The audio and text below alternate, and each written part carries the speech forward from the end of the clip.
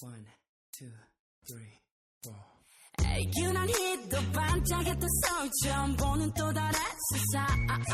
This podcast is a member of the Place to Be Nation family. Visit us at placetobenation.com, the only place to be in your pop culture world.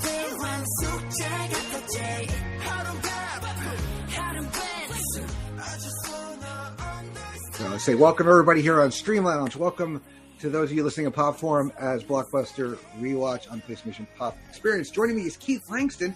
First time I've had the pleasure of doing any kind of podcast or stream with Keith. Keith, thank you for joining me. Thank you for being here. Thank you for having me. Awesome. So, like I probably mentioned before, we have a nice chat filled with all the great talent that we that join us on our podcast. For those of us who host and have guests. And Keith was kind enough to join me today. So, Keith, are you a fan of this movie? Is this like, how come, Eternals has been kind of, people have differing opinions on this movie. Yes. So I was kind of curious onto how come you were like, hey, I'll join you. I was like, okay, cool. One of the funny things about me is that I'm kind of a terrible movie critic because I kind of like everything I watch. There's really only one movie that I've really hated and I wanted to walk out of, but I was stuck in the middle of the row and I couldn't leave. And but I mean, as far as Marvel movies go, I appreciate everything that comes out, including Eternals. I know that a lot of people have mixed emotions about this, but I enjoyed the experience. I thought that it was visually a very, visually a stunning movie, and I think that, I know that a lot of people really loved the first Doctor Strange, but I heard a lot of people say, like, you had to see it in 3D in the theater to really enjoy it, and after, having watched it a couple times since then, I could see where they come from for that, but I mean, Eternals, this is a fun movie. I mean, I know you recently did Shang-Chi. That's a great movie. And, I enjoyed it, Some people don't like it. See, I do, we haven't done it in a while, but we do Pop Goes to the Couch. And it was kind of born in the COVID era, that podcast. Because it was like, we're home, what are we doing? We're watching TV. So let's talk about all the Marvel shows, all the streaming shows. So, and I have two really huge, three, actually, and me, the comic nerds. Yeah. And they know the characters, they know everything, so they are a bit harsher critics on some of these, for the most part. So they didn't really like this movie too much. For me, I'm a completist. It's not, maybe Eternals is not something I would have on my top of my list to do here, but I'm going through the MCU right now, and I'm actually, as you see, I'm almost caught up. Yeah. So the only things I've had to skip were the Spider-Mans and the Incredible Hulk. So I'm going to start doing, other blockbusters soon. Like I want to do the first Jurassic Park. I want to do a few others. And then probably sometime early next year, I'm going to go do all the Star Wars movies. So if you're a Star Wars fan, more than welcome to join me. That's a trip because as I always say, that you can always tell a Star Wars fan they hate Star Wars. They hate everything except for Empire Strikes Back. It's pretty much yes. That's a given. It's a guarantee. I'm a comic book nerd. I'm a geek. Everything about me is a geek, and I probably am more of a Star Trek fan. And the thing I say about Star Trek fans is they don't hate Star Trek. Everybody likes Star Trek. So, and all the shows and all the movies and everything else, and they love them. And that's the one big difference between Star Trek and Star Wars is that every Star Wars fan hates Star Wars, every single one. And I don't hate it, but I do get annoyed at some things. Like right now, I am watching Clone Wars for the first time. I have like 70-something episodes to go. So I try to watch one every morning. I go on my treadmill for an hour in the morning, and I'm watching all the what were the Netflix Marvel shows. Yeah, which I didn't get that far into them when they were on Netflix, but now now every day I'm motivating myself to get on that treadmill. I get to watch an episode of that, and then I finish, and then I have time to watch Clone Wars before I have to get ready and stuff. So yeah, I'm just about to finish Jessica Jones season 2, so that's how far into it I am. Oh, nice. I mean, the Clone Wars is great. The cartoons and the shows are great. I actually think that the Star Wars content that Disney Plus is putting out right now is fantastic. Yeah. And it's getting better as they go on, which is funny because I think Mandalorian season 1 was probably one of the best shows I've ever watched. But I really liked. I didn't hate Book of Boba Fett. See, that's where I get into the whole people that are Star Wars fans. I didn't hate it either. Everybody else, all the other 3 of them did hate it. So. Yeah, and I think that I didn't hate the 3 movies. I understand why the J.J. Abrams did what he did in the first and the third, and what Ryan Johnson, right? Ryan Johnson did the second one, like why he did what he did, and but I would say the biggest takeaway from the third, like the third trilogy, was that I didn't like how they portrayed Luke Skywalker, and I think Mark Hamill doesn't like how they portrayed Luke Skywalker, so I guess we have that in common. But I'll be excited when you do those because that's a trip. And I mean, I remember going to the premiere of Phantom Menace at midnight and buying my tickets like ahead of time and going to the premiere, and I remember that, and people with lightsabers in the theater and everything like that, and walking out and just going like this to my friend. So that was a thing that happened. Yes, it was. I'm glad George Lucas is so into trade disputes. So. Yeah, it was a big lot of Senate talk. Yeah, there. A lot of Senate. Yeah. It's like one more thing, and then we'll get to the movie. I'm watching Andor right now, and a lot of people are like on it because, I know it's been okay. It's a lot, and it's similar to this movie. It's a lot that they're trying to do. Like there's a lot of building right now. And I think season 2 is going to be like way more. This is season 1. There's been some good action, but this is a lot of building to like, I think season 2 is going to be balls to the walls. Sure. A lot of building. And I think that I agree with you completely. I think George Lucas would probably love Andor because it seems like there's a lot of scenes where they're in that room, that big white room, and they're all talking, and they're just talking about forms that they have to fill out and things that they have to talk about. So yes, it's very, very George Lucas-esque. Yes, very George Lucas-esque. All right, but we are here to watch and talk about Eternals. Yes. So we are watching it on Disney Plus, and I'm going to hit that play button in 3, 2, 1. Okay, here we go. So we got the movie going. Movie's going. Any minute now. There it is. Here we go. Yeah, we got the little scroll here. I forgot about the scroll. In the beginning. Yeah.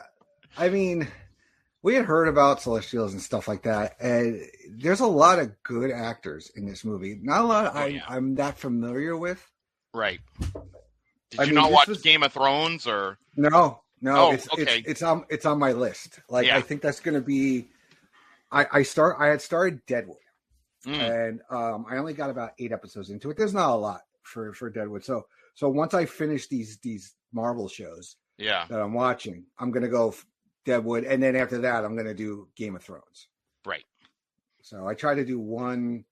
I have to pick one. I like one drama, one older comedy, and one cartoon. I try to do at a time. To mix in with like new stuff. Yeah. So I remember when they announced the cast, and I had watched Game of Thrones, so there's only 2 people I think from Game of Thrones in this, and one of them is Jon Snow, and he's barely in it, so it's like, but I was really excited. I was really excited with like Salma Hayek. Like I love Salma Hayek. Yeah, I love Salma Hayek. I like Kumail Nanjiani. Kumail. Yeah, I mean you watch. Silicon Valley, he's so good. He's good in everything. He was really funny on the podcast that I used to listen to a lot, Doug Loves Movies. Him and Mark Maron would get into it a lot when they were on there together. Oh yeah, that's awesome. I like Oh, it's time. All right. This was an interesting cast. I think that they try to not have too many like people do like dual roles, so to speak, and I know that they recast one of the characters. I'm going to pull up her name in a second, but she was in Captain Marvel, and then she ended up being in this as well. It's this girl right here. Oh, Gemma Chan. Yeah, Gemma Chan. Yeah, thank you. And so she was like a completely different person, and Captain Marvel, and I know that. Yes, because she was one of the. She was one of the. One of the aliens. I know. Oh, God. I know. I remember which one. She was one of the Kree. She was a Kree. Yeah, so I know that, and I know that that's something that like the internet goes nuts over because they hate when they recast people. I mean, everybody was going up in arms. They're like, how can they have, how can the Jarvis be Vision? And it's like, okay, take it easy. Like the actor's allowed to do two different things. But so it's kind of cool, like the concept that the Eternals have been here the whole time, and they've kind of influenced, technology and all that stuff is cool. I really like Brian Tyree Henry. He's really, that's a good like the monster there. He's in Atlanta, and he's really good in Atlanta. Did you see Bullet Train? No, I have to see. Bullet Train. Bullet Train is fun. It's like one of those fun action comedies. Yeah. He is great. He has this whole he's a hitman who's obsessed with Tom and the Tank Engine. Oh, that's awesome. Yeah, no, I heard. I was really excited to see Bullet Train actually, and I needed to. I should have actually. I think you can get it on like Amazon now, and I was gonna probably order it and have it, but so I can watch it because I wanted to get to the theater to see that, but I never go to the theaters anymore except to really see like Marvel movies. Oh, see, Marvel and Star Wars movies. Yeah. Yeah. But.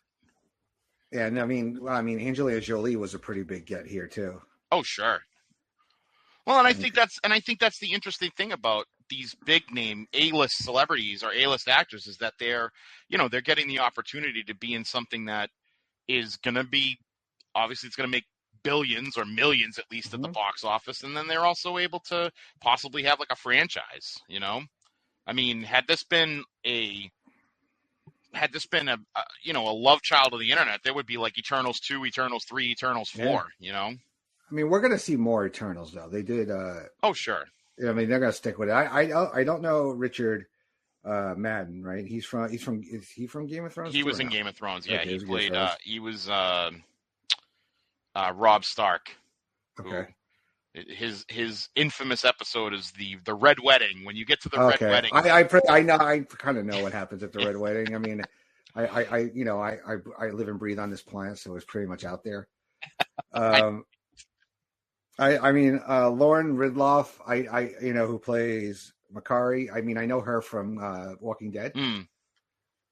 And then this girl, I don't know, Leah McHugh. I didn't know her as Sprite.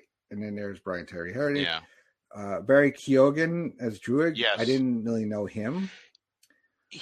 But I really love Ma Dong-seok as Gilgamesh. He was one of my favorite characters in this movie. So yeah, it's. I mean, everybody plays their parts. It's kind of like one of those it's a super team.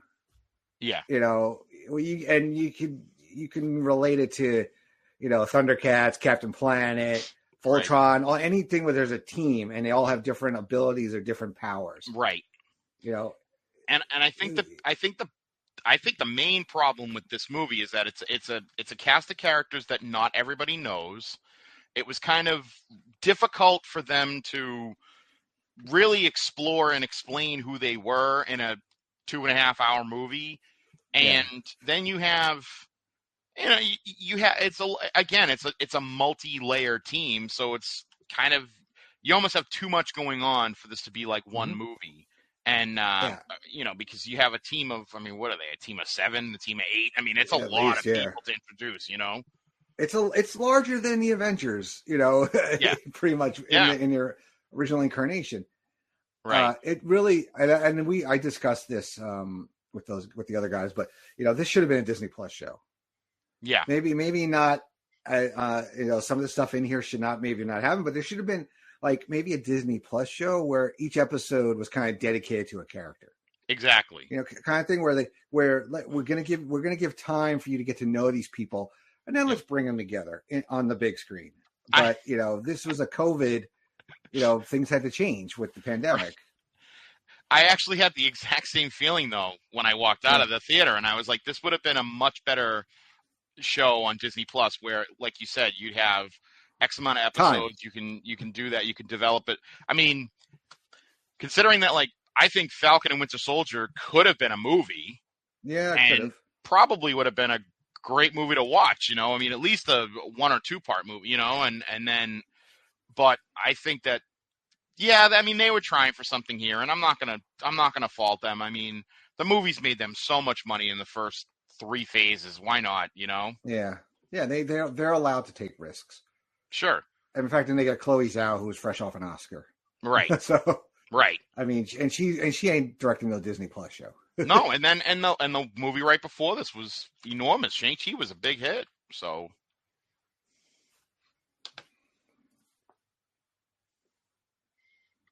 so this is Jon Snow. Yes, Kit Harington. Yes, Kit Harington. Which again, I not watching Game of Thrones. I'm not that familiar with him. I know of him. You must know him from his big hit Pompeii, right?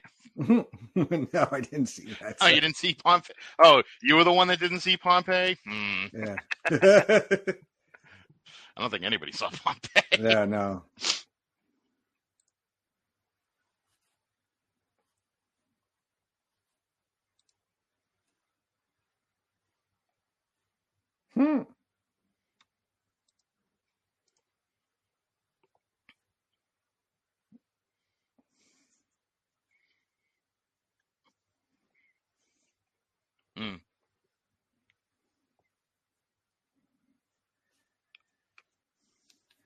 Randy Orton. You just beat me to it. I was going to say when she first said that, I started going, I hear voices. Yeah, we always throw. They kind of get sick of our wrestling references we throw in there because we're all wrestling fans. Oh boy, how do you get sick of wrestling? I know.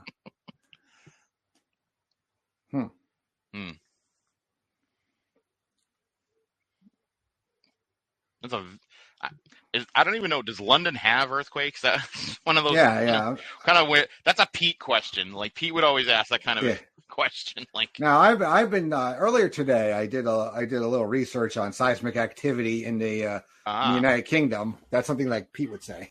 Yeah, right. I know when I went to London to go see the Red Sox play the Yankees, there was not an earthquake.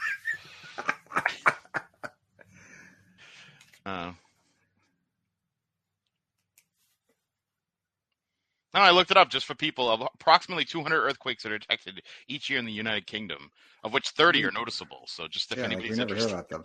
No, you never hear about them. So I forget these things are. What are they? The deviants. Yeah, deviants, the deviants. Yeah. Yes. They kind of look like stuff in Avatar. Right. Which I'm one of the few people actually excited for the next Avatar movie. I actually, I will admit, I never saw Avatar. I haven't. It's been a while. I wanted to see all the re-release. Well, you know what the funny thing too is that you never see Avatar like on television ever. Like it's never played on television. It's never been on. I don't think it's ever been on like HBO or anything like that. It's just. Yeah. I don't think it's on any streaming services that I know of. And it was on Disney Plus, and then they pulled it for the re-release in theaters. Oh, they did. Okay. So it might go back soon. I mean, it should go back soon. But I know that everybody says, like, oh, my God, you need to see it in the theater. It's the only way. I have it on Blu-ray. A friend of mine gave it to me, and then I wanted to see it on the big screen. But what really I'm excited because I went to Disney back in 2018, and I went on Flights of Passage, the Avatar ride. Yeah. And that ride just blew my mind. Greatest ride ever until I go on the Guardians coaster. But that ride just... That I'm like, okay, they can. I'm all in on Avatar now. You're all in. That's cool. The story kind of lame, but this visuals and everything like that is so incredible. It's Pocahontas, right? Isn't it like Pocahontas? Well, the first one was Dances with Wolves. They said. Oh, Dances with Wolves. Okay, yeah. So I'm sure it'll be. I'm sure the sequel. I just don't. I don't get it. Like, I mean, this is how long is it? It's like 3 hours. 13 years later, and this is like. Yeah. He's putting out a sequel. I mean, I guess it's cool. He's got 3 more planned. Oh, boy.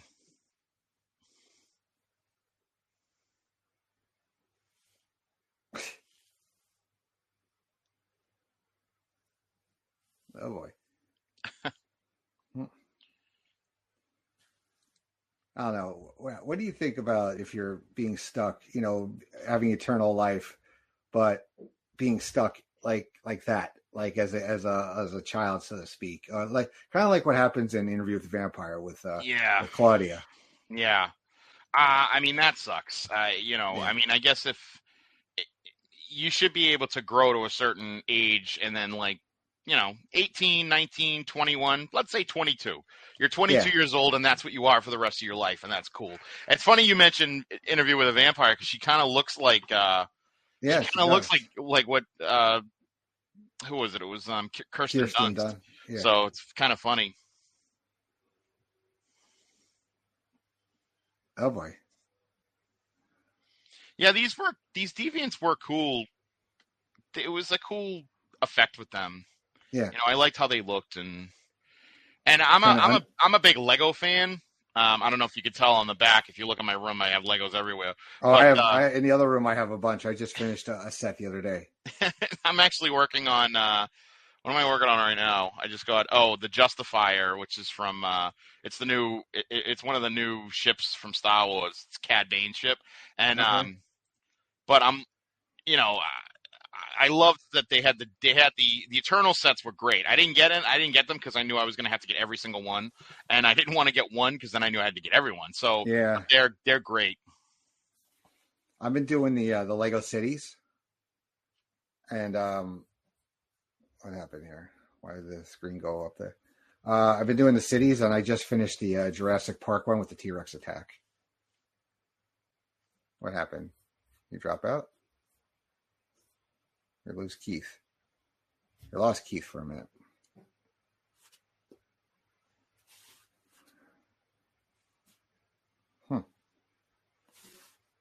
Okay.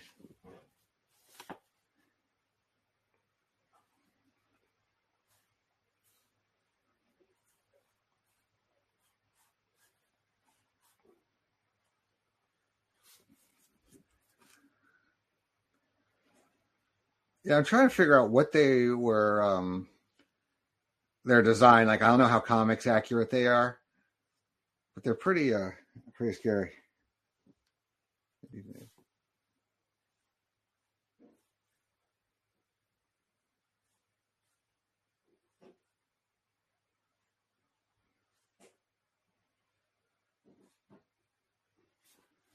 All right, he's getting back on here.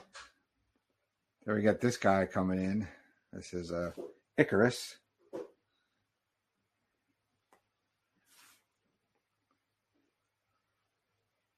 Kind of full of himself. Whoa, you think he's going to be all that, and then he gets tackled. There we go. Sorry. It's okay.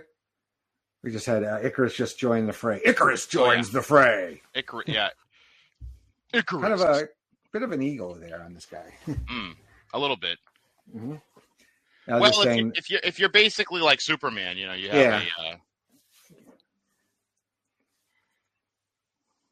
Yeah, he's like somewhere between Superman and Homelander. Yeah, right.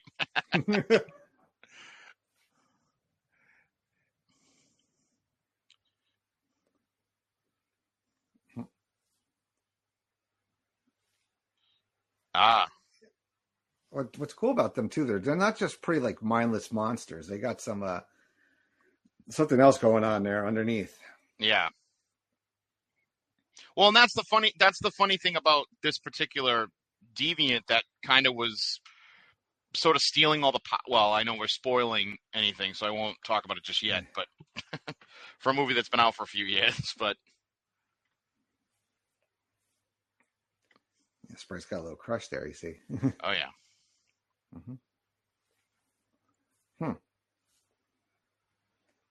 Think Cersei's got a type? It's like, hello, brother. Yeah, seriously.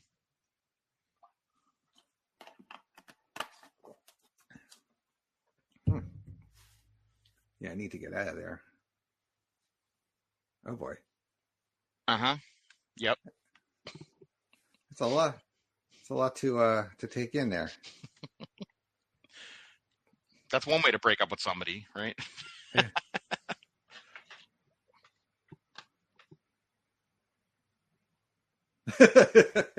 Ba-dum, bum, ba-dum, bum.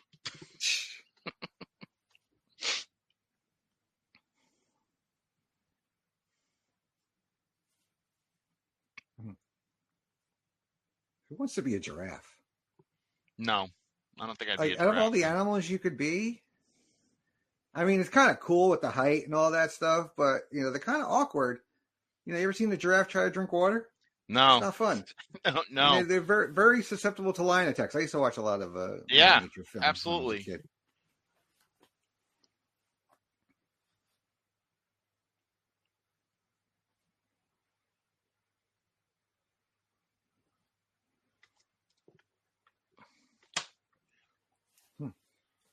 I think I would be a silverback gorilla if I had to pick an animal, you know? There you go. Yeah, probably. I don't know. Maybe a cheetah. Yeah. You know, Yes.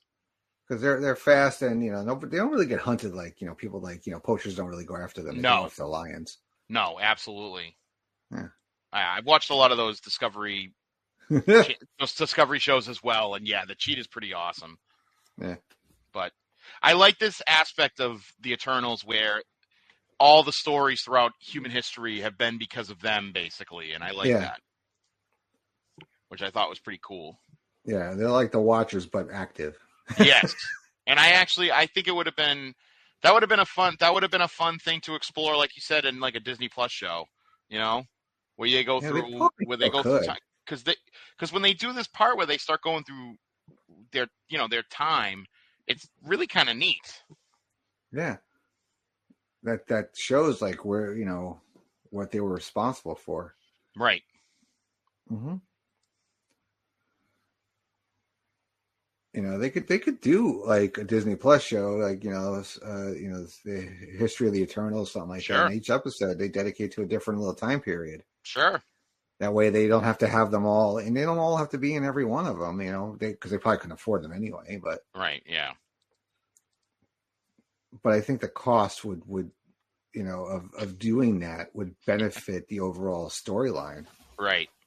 If you're going to have them more they're going to, you know, because they got to come back. You can't do all this and then just forget about them. No, they have to be booked for at least another 2 movies, if not another major crossover movie. You know? Yeah. I mean, now everything's going to be driving towards Secret War, so that's going to be big.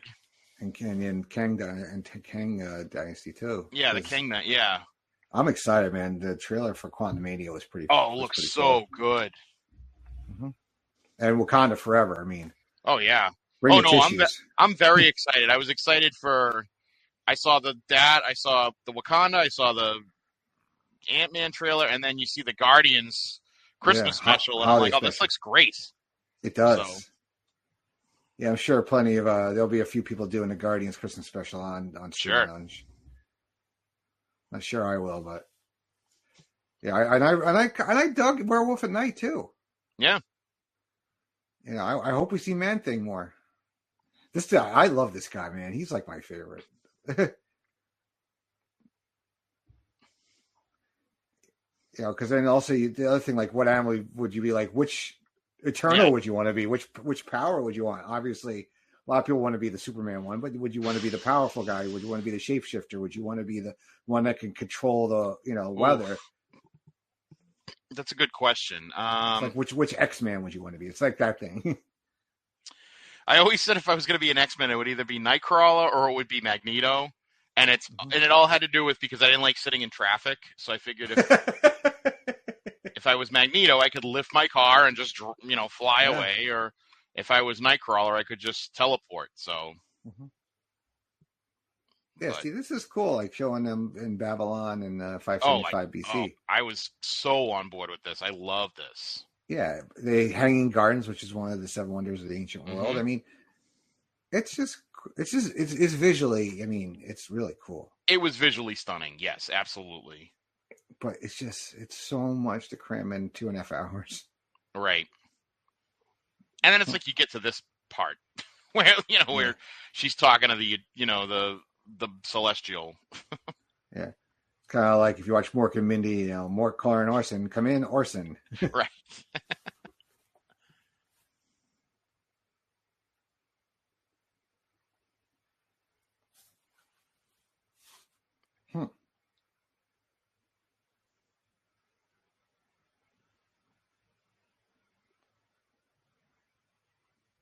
Hmm.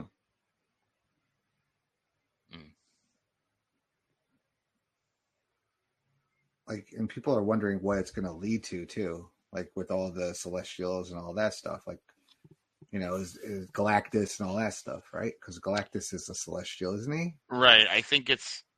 I mean, this. Even though this is a setup for. Well, actually, this isn't even a setup for. This is like this movie's kind of a setup for that. Yeah, like that galactic space. Yeah.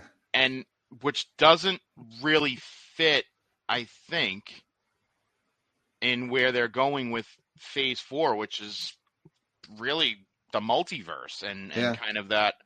So I don't know. It's going to be interesting to see where they go with this, because if this is like a setup for what, Phase 6 or Phase 7 even, I mean, that could be like 5 years, 6 years down the road. Yeah. Hey, Paul.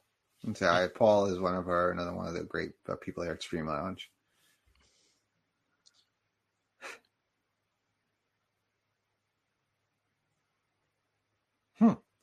I think some people too, if you don't know them from the comics, like this is right.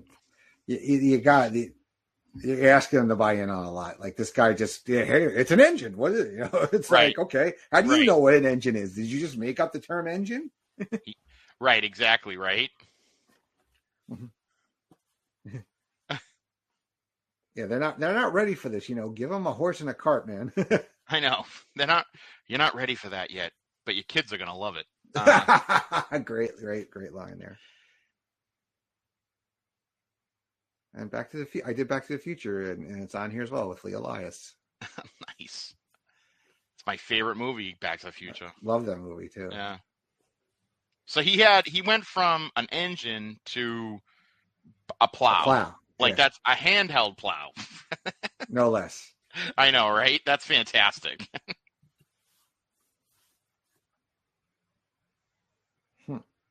With our help. Right.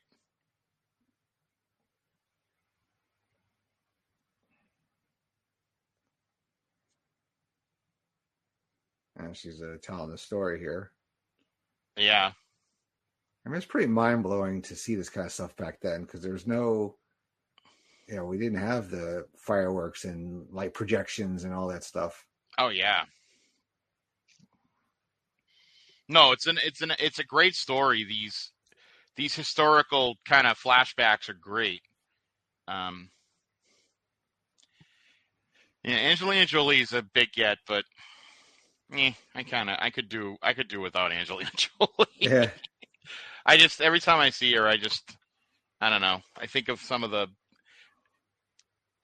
cuckoo stuff that she's gotten into in the past. Yeah, when her and Billy Bob were together, and basically in her Brad Pitt thing, and oh yeah, but I did really enjoy Mr. and Mrs. Smith. Oh no, I mean there's some stuff that she does that's great. I just not everything, I mean I'm not, but Mr. and Mrs. Smith could very well be because Brad Pitt's awesome and Brad Pitt's an amazing actor. So yeah. But I mean, again, talking about Bullet Train, he was so good in that movie. Oh, I'm sure he is. Yeah. He's a similar, like, mannerisms in that as he had Mr. and Mrs. Smith at times. Oh, okay. Yeah. Yeah. I just remember, when Quentin Tarantino was on Howard Stern and did an interview, I think, with Inglourious Bastards, and he was talking about him and Brad Pitt, like, smoking weed or doing hash or something like that, and then you found out that, like, he got in trouble with Angelina, like, and he wasn't allowed to do any movies with Quentin Tarantino anymore. It was like, and I'm going, really? Like, that's what's happening? But then he was so good in Once Upon a Time in Hollywood. Oh, see, I gotta watch that. I didn't see that movie. That's another movie I gotta watch on my list. It's got. I don't get out to the movies. A little. It's on something now. It's got to be like a little revisionist history. Yeah. With the all Sharon Tate and the Manson family murders, but it's still cool.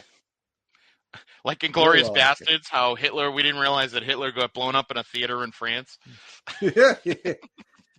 But yeah, no, I got it. Yeah, that's on my short list of movies. It's funny. I just took a trip to California and I was on a plane ride for 6 hours. You would have thought I would have downloaded couple movies to watch. But no, I watched my stuff off my DVR on my tablet that I downloaded. All right, well, you can watch Once Upon a Time in Hollywood. You can rent it on Apple TV for $4. Good. Oh, good. It's not bad. I'll have to watch that. Yeah. It also took me forever to see Django Unchained. Like it took me forever. Yeah, it was like there was like a Sunday night after football like a couple of years ago that it came on like HBO, and I said, "Oh, you know what? I never saw this." And my brother was like shocked that I never saw it. So we sat and watched it, and I was like, "That movie's fantastic." And now it's one of those movies that it doesn't matter where it is.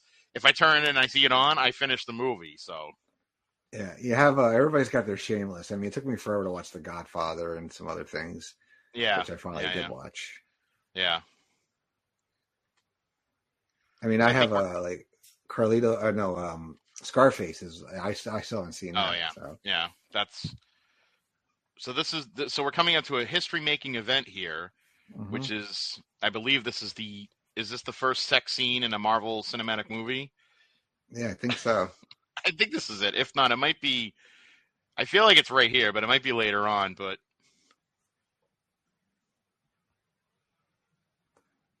I don't know. Spending eternity with somebody, I mean, you get sick of them after the first 500 years or something like that, you're kind of screwed, man. Yeah, I know. Right? Well, 500. What about first 7? I mean, there's a 7-year itch. I mean, 7. You know. Yeah. Maybe time moves differently when you're eternal. I don't know.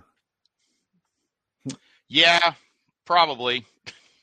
But I know, like, that's like in the comics, that's always like a big thing with Wolverine is just like how he's immortal basically, and you know, he has to watch everybody he loves die, and yeah, that's always the curse of every immortal person in every story you see.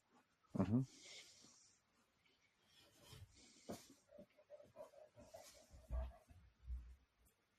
Yeah, very interesting choice for a Marvel movie to have a sex scene in it. Like, I think it was going to happen at some point.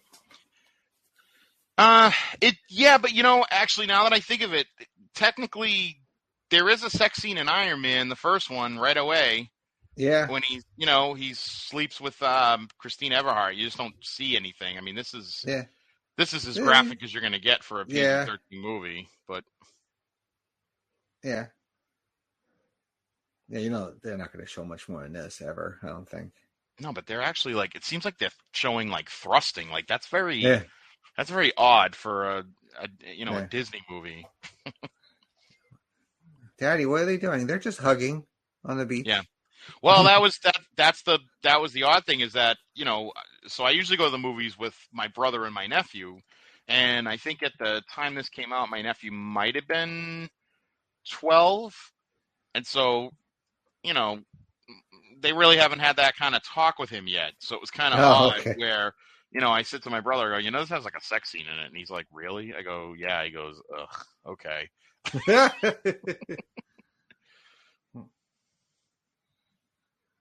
And then we cut to her driving through the rainy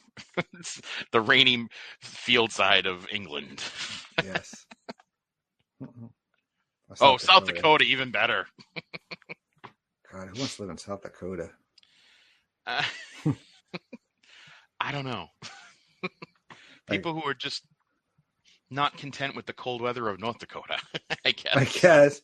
Or you want to be able to boast like, hey, we have Mount Rushmore. That's right. What do you got? What do you have? Canadian border. We have Fargo. Oh, I guess, yeah. But oh, he's a big fella over there. Oh, I'm just gonna barf. That's like such a sick, twisted movie that has got like a candy-coated goofiness to it. Oh, sure. It's so twisted. I told you. I gotta deal the deal. Mr. Lundergaard. Yes.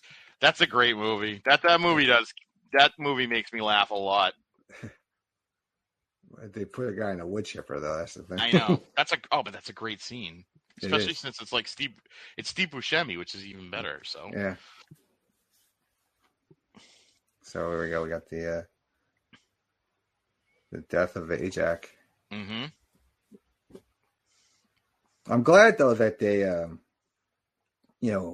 did kill some of them off. I mean, I was like, I'm disappointed in one of them, but some people, it's funny. Like some actors are like, yeah, I'll be in your movie, but I don't want to commit to like 3 pictures, whatever. You're going to kill me off. Like Harrison Ford was like begging to get killed off in Star Wars. I was just gonna say, like Harrison Ford, he didn't want to go past the first one, right? Yeah. And then they convinced him to do the second one, and he said, "Okay, but you got to kill me." And then they went, "Well, we're not gonna kill you, but we'll make it so that maybe you don't come back." And he's like, "Oh, okay." And of course, he's a major plot device in the beginning of that movie. Oh yeah, him coming back. And then I think when they approached him about The Force Awakens, he's like, "Only if you kill me." And they were like, "Okay, we'll kill you."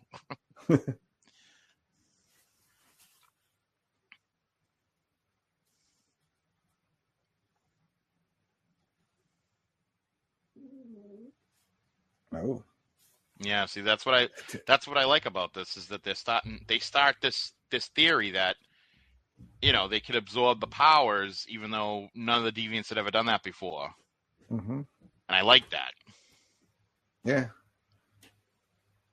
Well, it's like they're almost individual Infinity Stones. Right. And the deviants are collecting them to make a gauntlet. Right. An all-powerful deviant.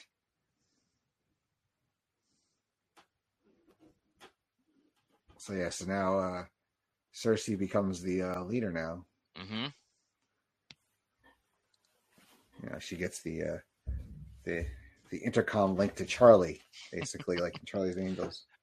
A lot of reference here. A lot of references. Which you're probably used to. Oh yeah, absolutely. Absolutely. Good morning, Angels. Good morning, Eternals. Yeah. Good morning, Charlie.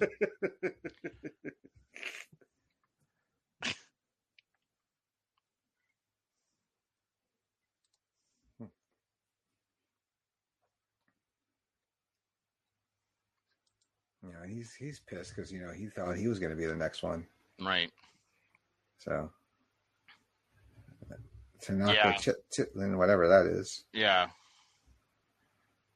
Yeah. So this is when the Spanish invade Mexico back in the pre-Columbian or the Columbian days. Yep. Oh boy. So you get the Flash saving her. Mm-hmm. The Flash. Well, I can't remember half their names, so I gotta call them. So I gotta reference their powers or something. Sure. Angelina Jolie is basically Wonder Woman. Right. Gilgamesh. The only one I remember is really Gilgamesh. Yeah.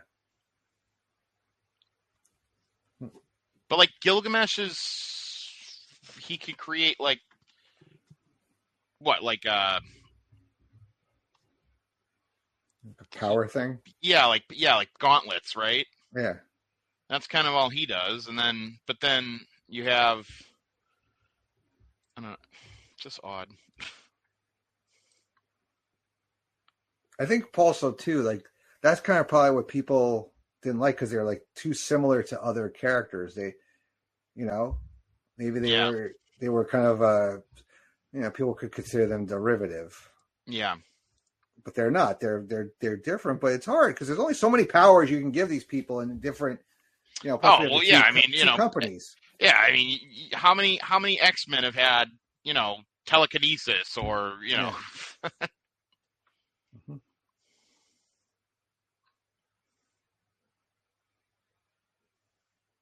Oh.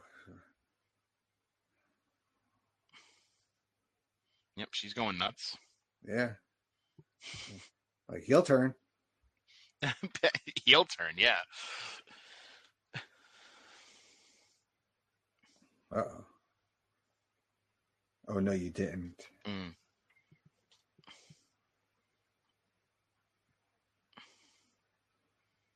Oh, she was possessed. Mm-hmm. I mean, they call her Athena, which the whole time I was like, is she Athena? Like, I was getting confused. Right. Because now we got Greek gods entering the fray now, too. Well, I guess that but then again, they said like she's supposed to be Athena. Yeah. And that's the story that they tell, that Sprite tells, that she's like Athena, the warrior, you know, the god of war kind of thing, or the goddess of war. Mm-hmm.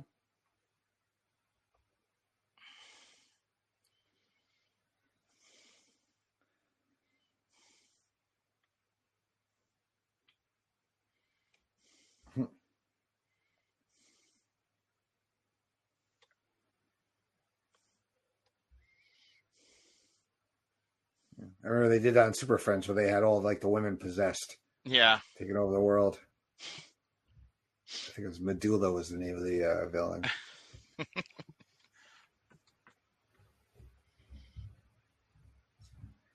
You just got knocked the fuck out. That's right. Mm-hmm.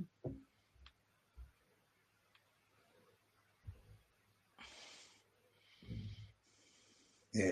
Yeah, you knew at some point there was going to be some kind of infighting or some kind of split between them.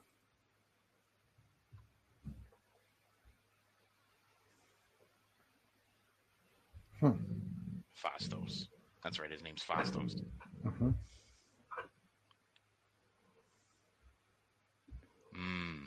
Yeah, there's no antibiotic for Mad Weary, I guess. No. Mm-hmm.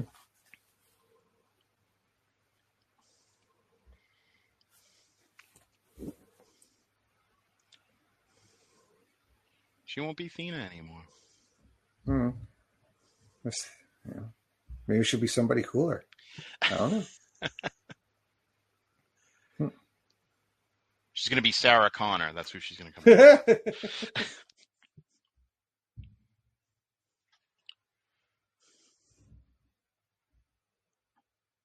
Let's see. So I was Athena.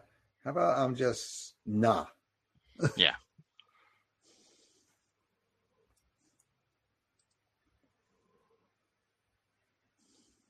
I always confuse him with, the one that keeps getting in trouble, the Flash. Oh, yeah. Ezra Miller. Yes. No, he's so. What's it? Keoghan? Barry Keoghan, yeah. Barry Keoghan. He just showed up. He was in the Batman. He's in it's the deleted scene where he plays. He's the Joker. Oh, and the Joker's already in like Arkham Asylum, and then so I think the deleted scene of the Batman is Robert Pattinson goes to talk to him to try to figure out how to defeat the Riddler, and then they cut that, and then at the end, I don't know if it's the end or if it's a post credit where Paul Dano's in Arkham and he talks to somebody like a cellmate or a neighbor, and it's Barry Keoghan as the Joker. It's supposed to be the Joker, so I have to go watch that. Yeah. So that was kind of like everybody was really excited about that he was like cast as like the Joker almost, you know. Mm-hmm.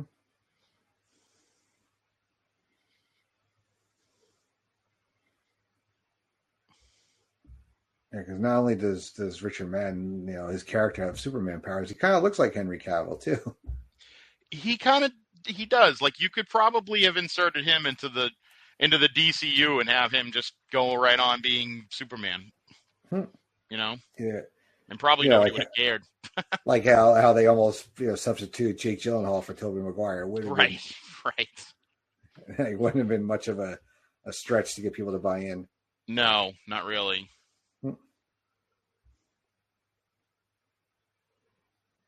I mean, that guy looks way too much like what's his name from Wong. Oh, yeah. He looks too much like Wong. And that was one of the things that bothered me was that they looked similar, the actors, not because they're both Asian Americans, because they just look the same. Like they look like same actors. And I was kind of bummed out. He could be Wong's brother, for crying out loud. He could be, and that was it kind of bothered me. I was like,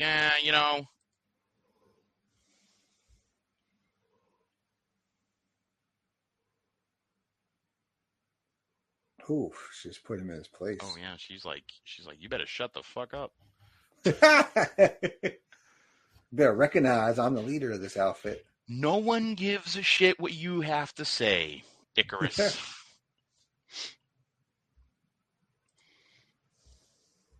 So they split up.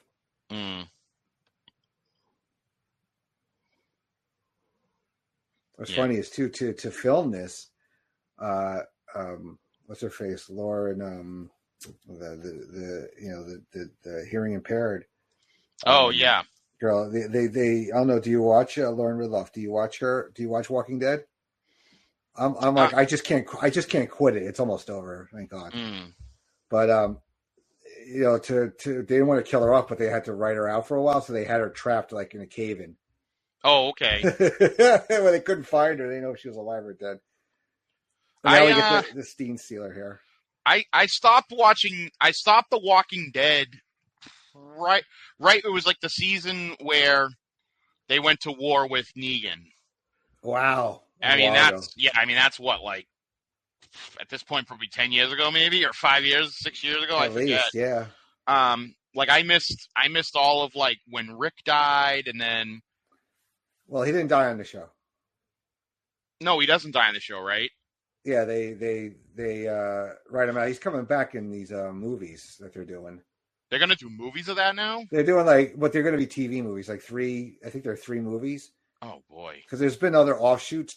There's been The World Beyond. There's Fear the Walking Dead. There's Tales of the Walking Dead. I watched the first season of Fear the Walking Dead, which I was interested in that more than at the time The Walking Dead, because I was like, oh, that seems like a pretty good premise, and then it goes up and then it goes down and it goes back up.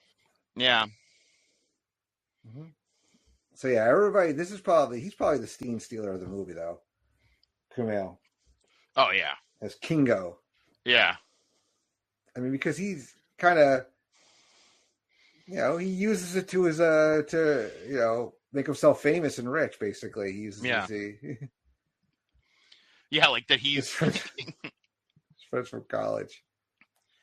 And I love that it's been his father, his grandfather, his great grandfather, like everybody that looks like him. They all look like him. Yeah.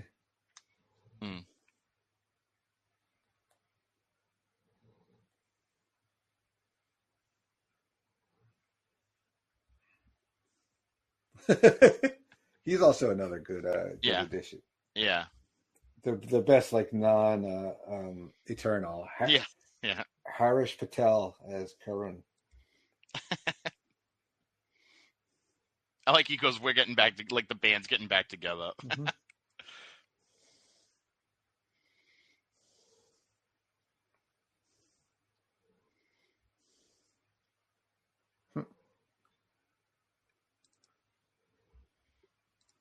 Oh boy. Mm.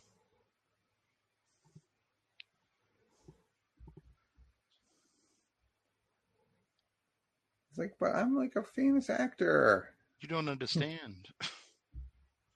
You can't ask me to do this.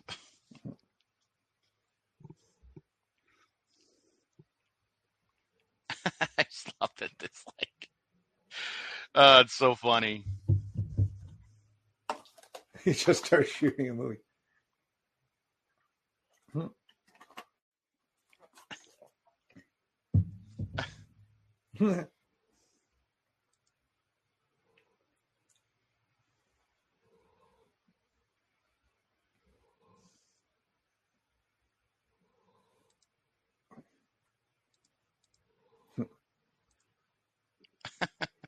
Quoting his own movie back to him. I know. It's a bit of a baller move. Yeah. $7,000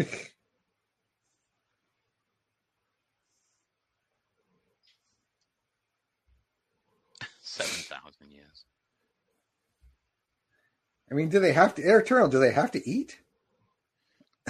Sure. Or they just eat because they like it. They don't. I guess they don't know if they.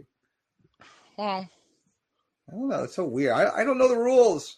It's a true one of those. Food is just fuel for the body machine. That kind of thing. Yeah.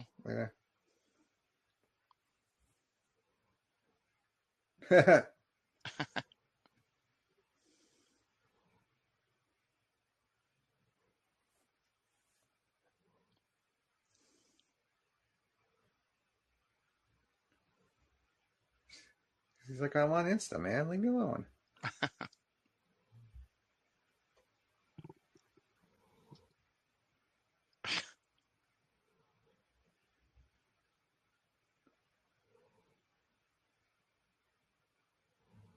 She likes to play with rocks, apparently. Yeah. Yeah. You're not very exciting there. No.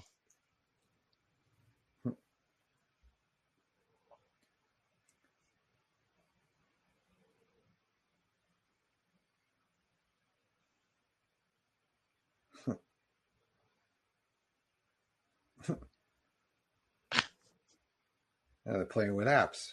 Mm-hmm. I know, right? That's what we got at the movie. We're at the movie point where they're playing with apps. Yeah.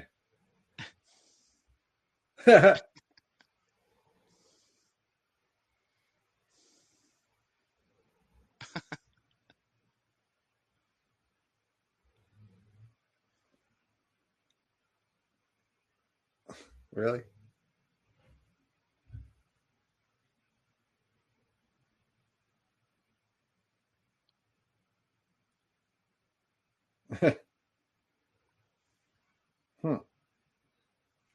I don't know. I gotta look out for myself, kid.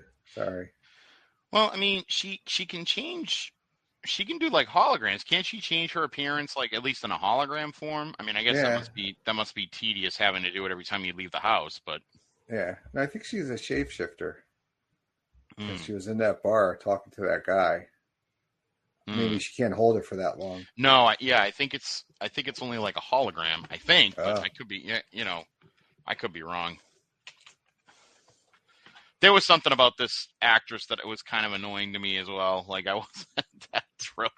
I wasn't that thrilled with her. Like I can think of like other, like, not that I would want Millie Bobby Brown to be in it, but if they had cast her, I would be like, "Ooh, okay, that's pretty cool." Yeah.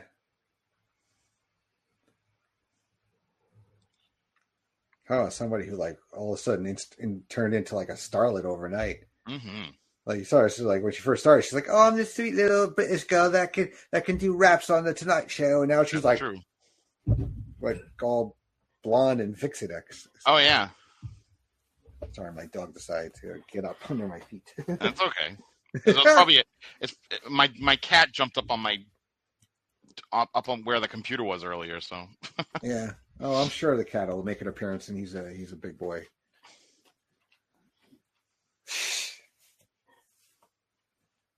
He's got a little kiss the chef apron on there.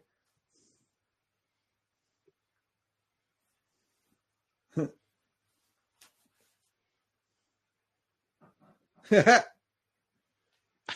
That's a nice. So wait. So DC exists. Oh yeah. In the MCU. Sure.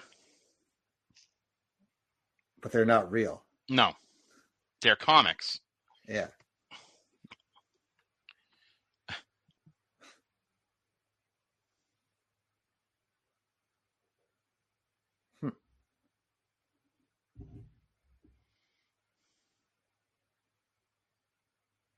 Oh man.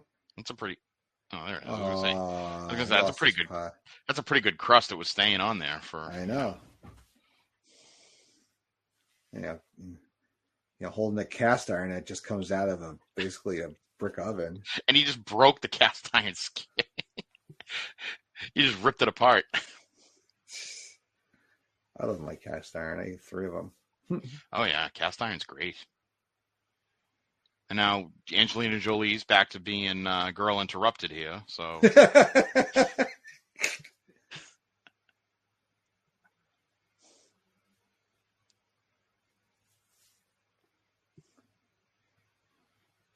she's coloring.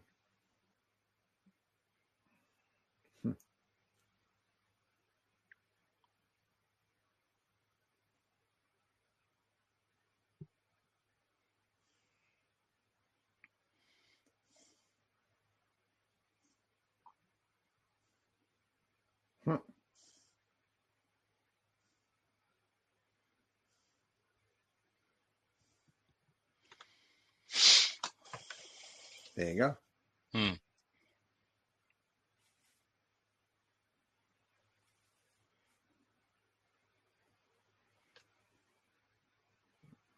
They could have also, I thought, what's her face, but she was from Game of Thrones also, was considered for this part.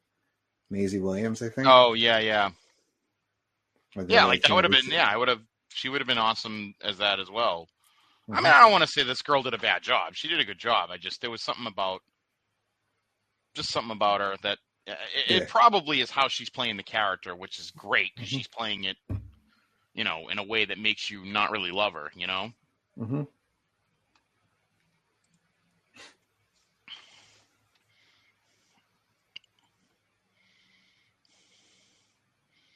What else is there to do out there besides, cook? Yeah.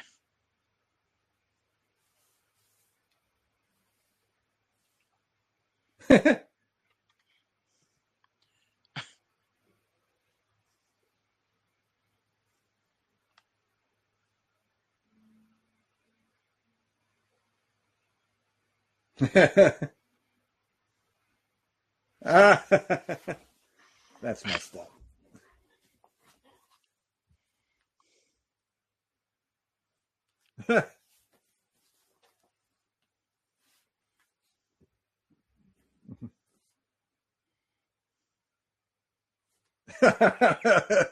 That's kind of messed up right there. Yeah.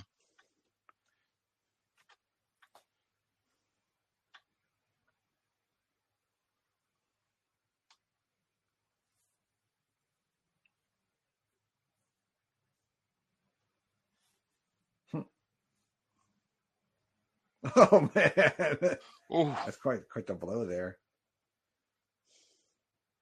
That was in the trailer. The whole discussion about this conversation. Yeah, it was. Yeah. Which leads me to believe that they did have high hopes for this group to be integrated. I mean, they still could. I mean, there's still time. There are things that don't get paid off for like forever. That's true. Oof. He ferments it with his spit. Oh God. I mean, I think when everybody, when they had the cosmic, it wasn't, the Tesseract wasn't known to be an Infinity Stone until what, Avengers, I guess. Yeah. I mean, I think at least in Captain America, you thought it was like the cosmic cube. Yeah. And then they had it in like Avengers. In the ether, we didn't know what the ether was. Yeah. At the time, right? I'm trying to remember. It's so funny. It's so far back now. You're trying to remember, I mean, nobody knew Loki Scepter, why it was controlling people's minds, and then it all comes out afterwards.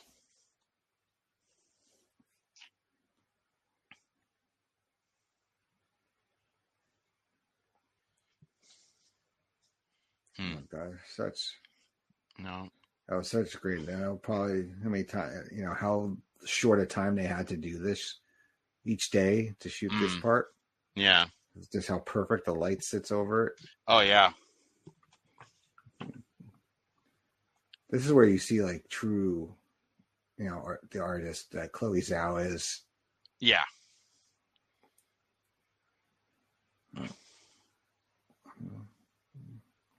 She's linking with the celestial dude. Mm-hmm.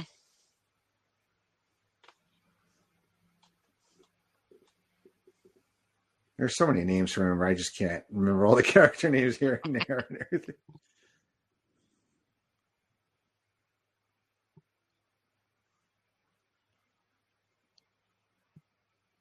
Yeah, you're supposed to prepare planets to get hatched, basically. Eggs. Yeah, this was like the weirdest explanation of. Yeah.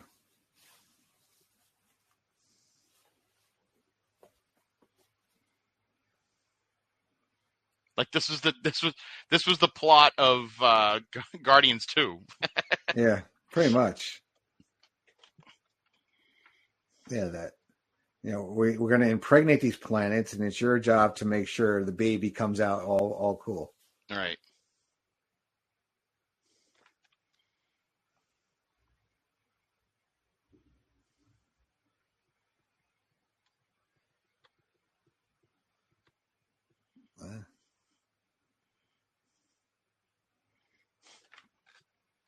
So you got to fatten up the planet basically, so that the If only there was celestial.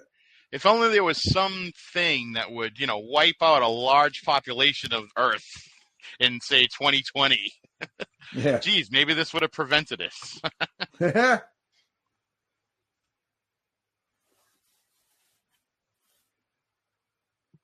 Oops.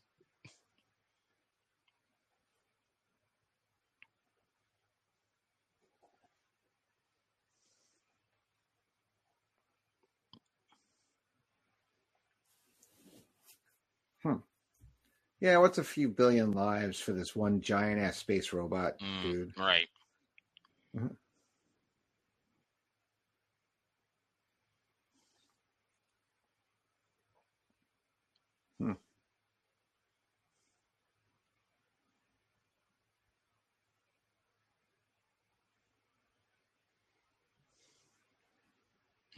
So basically, yeah, we were raised to be food. I wonder what Neil deGrasse Tyson's thoughts are on this.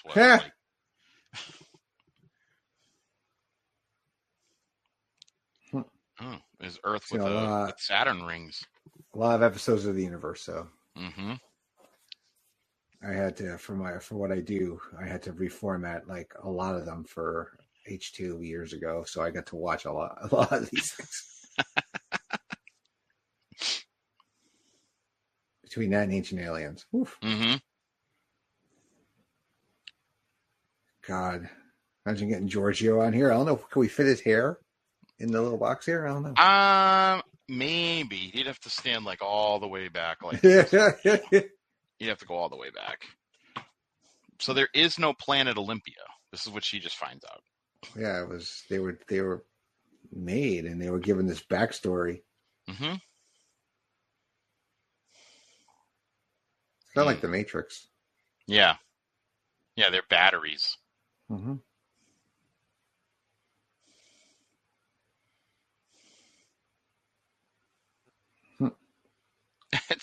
It's like a cross between the Matrix and Westworld. Yeah.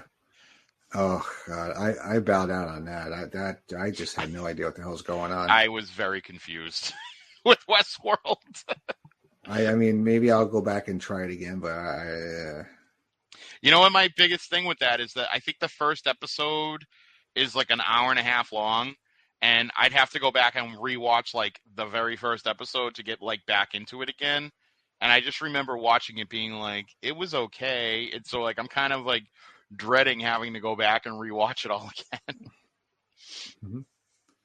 I had to go back and rewatch those Marvel shows because I had gotten up to the first episode of Defenders, but I couldn't remember what the hell was happening. So I went back and had to restart it over. I think, what did I watch? I watched The Defenders, and then I watched, what was it afterwards? Was it? It was after Iron Fist. Right, and then after The Defenders, I think in order was it Jessica? Oh, Punisher, and then is it Jessica Jones season 2? Yeah, that's where I'm. That's the one. Yeah. That's what you're on right now. Yeah, that's where she's. It's the woman that's like equally strong as her. Her mother, yeah. Oh, all right. You know it's her mother. I didn't want to spoil anything, so that's all right. Yeah, I'm up to I have one more episode to go. Okay, yeah. So I watched that, and then I think I started watching Luke Cage season 2, yeah. And I kind of stopped after a minute. I don't know why, but now they're on Disney Plus, which is good, so I could always go back and watch them again. Yeah, that's where I'm watching them. Because I want to get to like season 3 of Daredevil because season 1 and 2 are so friggin' good. You know, so good. As we get the whole backstory on what's really going on here. Yeah, so I think the Deviants are failed Eternals, right? Yeah. Yeah.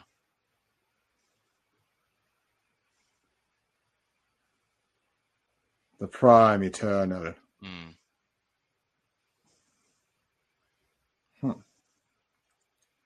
That's a lot to take in right there. Mm-hmm. You know. Yeah. I mean, it depends on who you are, how you would take it. I mean, other ones would be like, yeah, okay, that's the plan. Mm-hmm.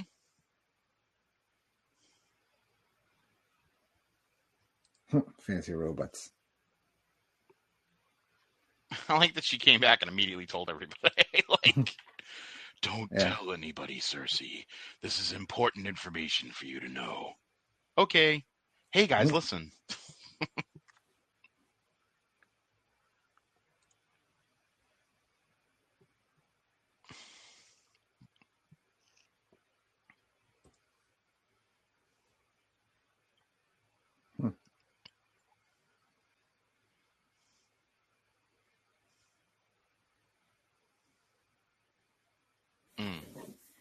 Well, it's all about perspective. Mm-hmm. And like we were talking about Walking Dead, had we been following Negan's story all along, Rick would have been the bad guy. It's all about perspective sometimes, man. You missed some really great, though, Jeffrey Dean Morgan hamming it up, man. Yeah. Some great lines. Oh, Gabe, I hope you got your shitting pants on today. Oh, boy. Yeah, I mean, I feel like I'm trying to think why I was really upset that they killed off what was his name? Glenn. Yeah. Well, they killed him off the way he got killed off in the comics, so. Yeah, I know. They also killed they've switched around people. Yeah. You know, because there are certain people that get killed during the Whisperer War that in the comic that don't get killed in the show. Right.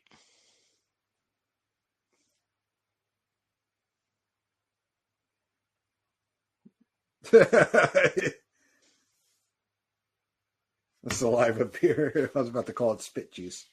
Spit juice.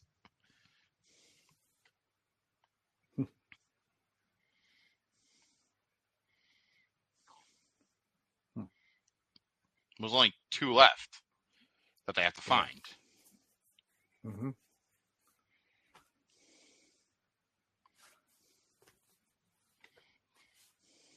We're getting the band back together, man. That's right. We're getting the band back together. We're going to put out a best of album. Yeah. We're going to record a new track.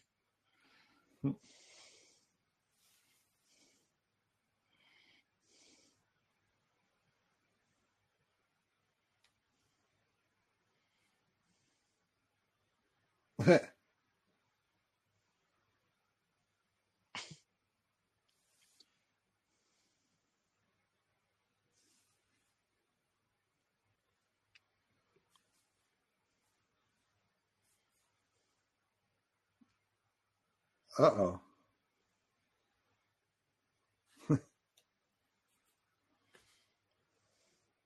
Yeah, for a minute I thought he was going to be like a villain. Yeah. And then you're like, a villain. He kind of does, yeah. Especially with that bowl haircut of his. Then again, it could be because we keep confusing him, not you and me as well. We keep confusing him with Ezra Miller, who is a real villain in real life. Yeah, and this was right after the last Fantastic Beasts movie too had just come out. Oh yeah, that's right. Where he the character goes to becomes a dark wizard or something. Yeah.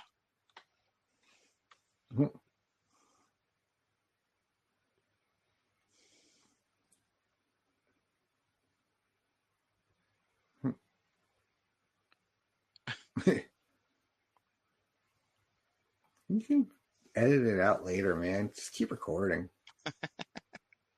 Yeah, don't get rid of that stuff. Mm-hmm.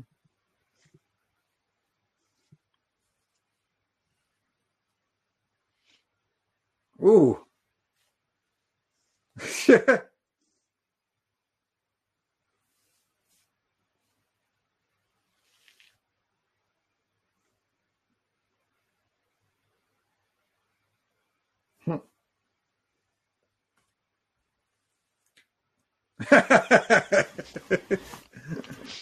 I've directed some things too. I feel like those two had great chemistry. I think a lot of people had good chemistry in this movie. Mm-hmm. The cast had a lot of good chemistry. Yeah, I mean, it's not anybody's fault. It's really the producer. It's a tough. It's a really tough subject matter, I think, because it's just it's such a specific group of people. Yeah. You know? I mean, the Guardians were unproven too, but there was just something, different. They get you for the smaller group. I mean, a lot more comedy in there. I mean, that opening scene of Star-Lord dancing around really just pulls you in. Sure. But yeah, they just didn't have that here. It's like trying to sell people on like The English Patient. And then a lot of people walk out like Elaine, like, I don't get it. I don't get this movie. I can't watch this anymore. I had to go see The English Patient. Oh boy! Back when I was a PA, our boss like wanted us to see like certain movies to learn about production and framing and all this other shit. So we had to see that. We had to see Shine. Oh God! They paid for the movie at least. The English Patient was playing at one artsy theater in Scarsdale, of all places. Oh, here comes the cat. Hey, buddy. Oh, nice cat. Is that a Maine Coon? Yeah, he's part Maine Coon. It's actually my daughter's cat, but she stays at her mom's on Wednesday night, so that's when he's a little more attentive to me. Mm-hmm.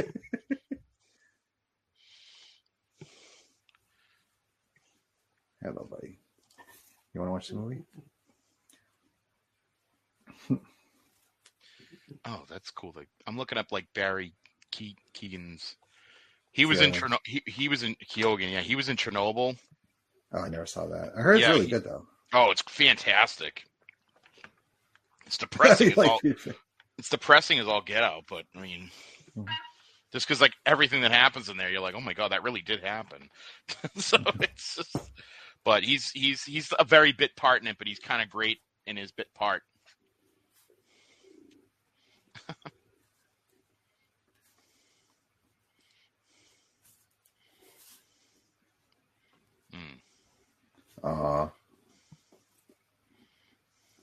So Sprite's Tinkerbell, basically. Mm-hmm. Mm-hmm.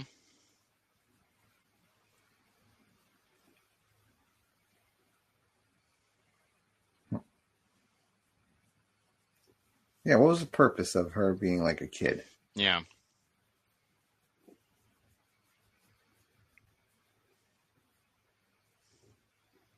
Oh, man.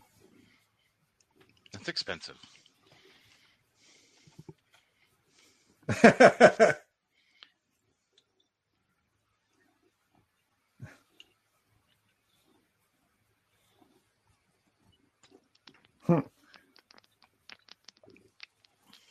Now he's like asking, like, at least he's asking better questions about things. Not like when Brody was asking Stan Lee questions in Mallrats. Right. Now the thing is, this dork like made of orange rock like the rest of we really didn't cover that kind of stuff. Well, those are questions that need to be answered though, and I feel like we still need to know those answers. Mm-hmm.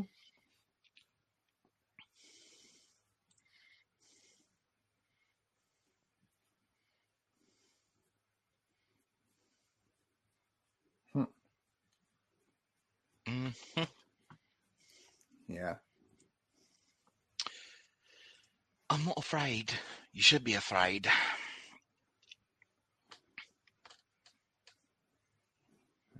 Harrison also, I guess, got to pick which kind of accents they'd each have. Right. I'm not afraid. Well, you bloody will should be.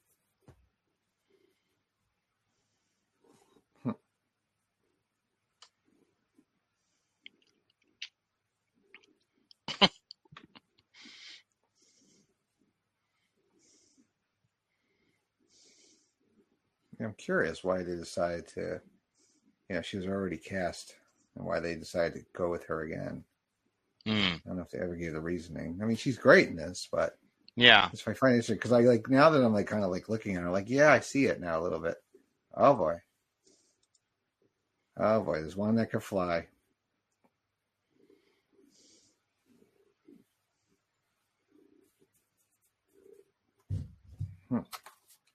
Oh.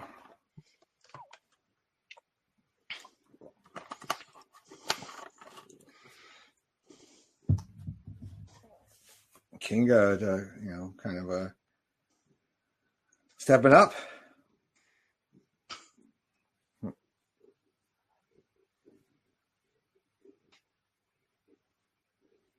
It's all about the production. I love that he has just multiple cameras. Yeah.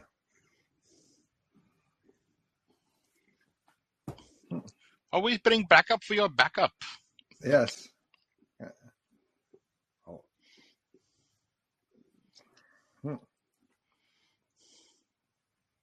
I'm glad they didn't name the deviants. Yeah. That'd be even more confusing. Mm-hmm.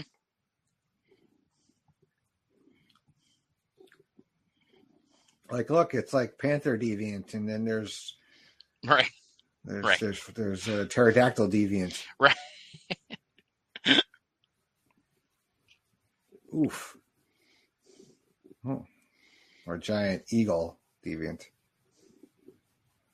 Yeah, like Transformers, they take the shape of whatever they see. Mm-hmm. I didn't like that part of Transformers.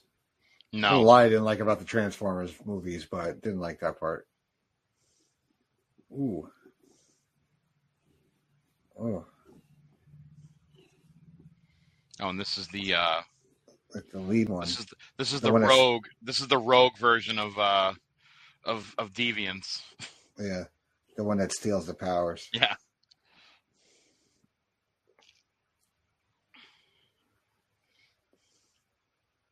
It's got his own kind of infinity gauntlets on his hands.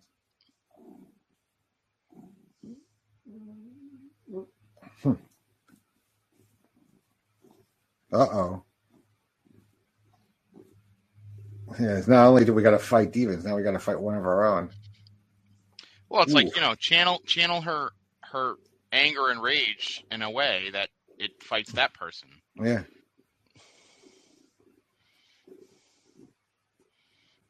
Oof. I don't know if that's going to do much. Oof.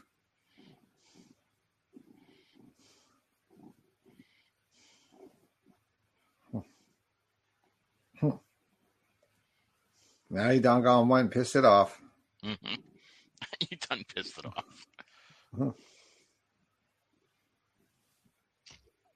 Ooh.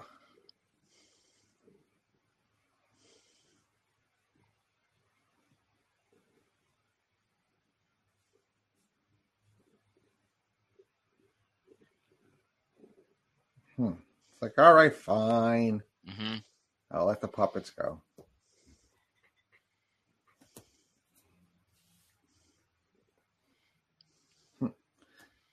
Why couldn't she just make it out like something really heavy that'll keep it down? I think she did. Yeah. I think she made the tree into like a steel tree. Oh, boy. It just didn't work. Oh, it's a strong-ass deviant. Yeah.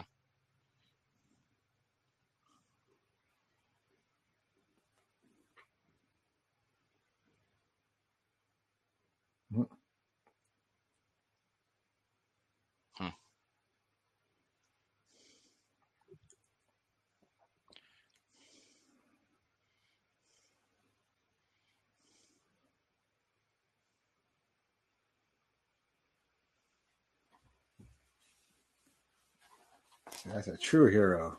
Mm-hmm. He's going to stand his ground.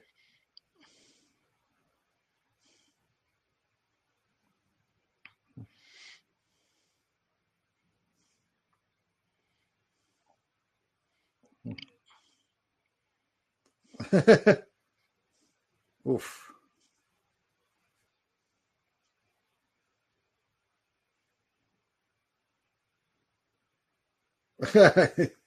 Oh.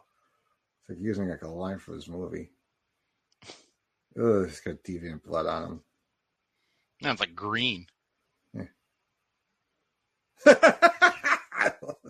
Yeah. Yeah, he's great as the comic relief in this movie. See, that's what I'm saying. Like, I watched this movie and I don't hate this movie. I like this movie. I could just see why people didn't enjoy it, but I thought it was a fun movie. Well, the problem is like you compare it to like other movies in the MCU, and like on its own, it's a fun movie. But if you're trying to figure out where it's going to lie, and and have we seen these team up movies before, and why do we have to care about this team?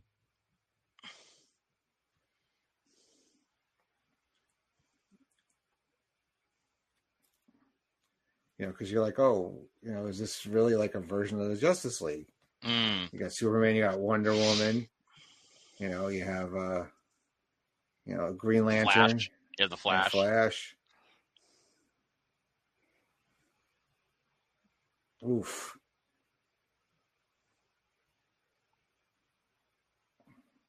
The laser eyes are going crazy here. I know. I'm just concerned about the collateral damage of him shooting his laser beams everywhere. Lasers.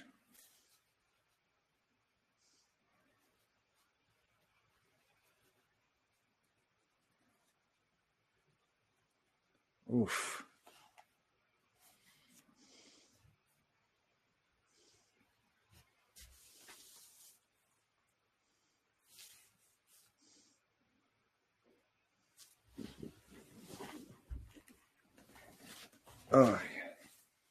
Oh, is this? Yeah, this was like a new power of hers, right? Yeah.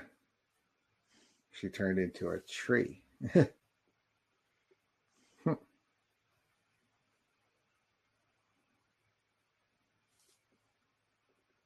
It's a deviant tree. It grows little deviants. It grows deviant fruit.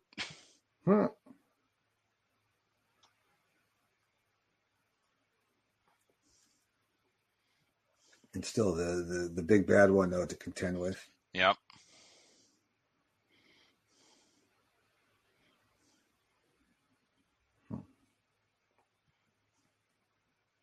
Yep. Oof. Oh no.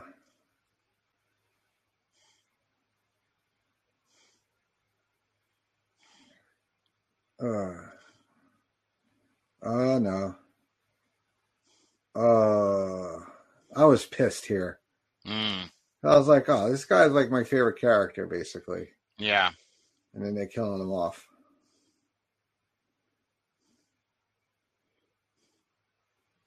Uh-oh, now the thing just got stronger. Mm-hmm. And now it's like transforming or evolving, right? Yes. Mm-hmm.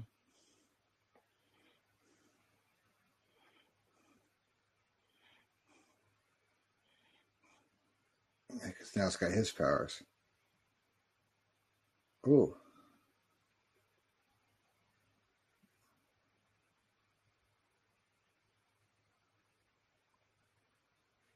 It talks.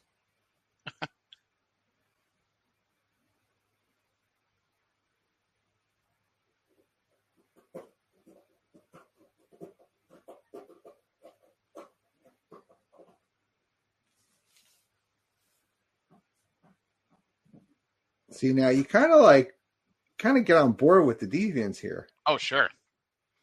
Because you're like, not wrong.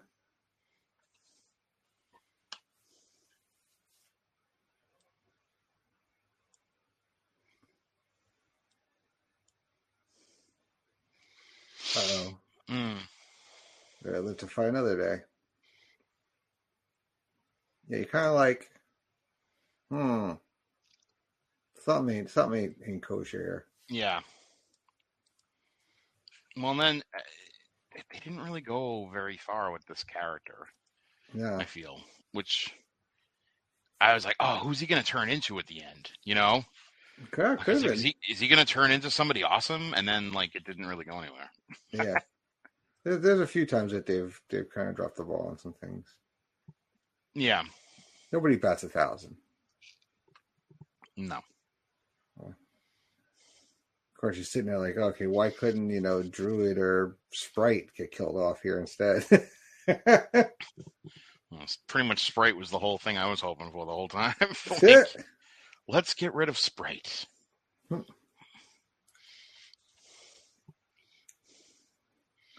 Yeah, can't you dial up, what's his face, and have him send you another Gilgamesh?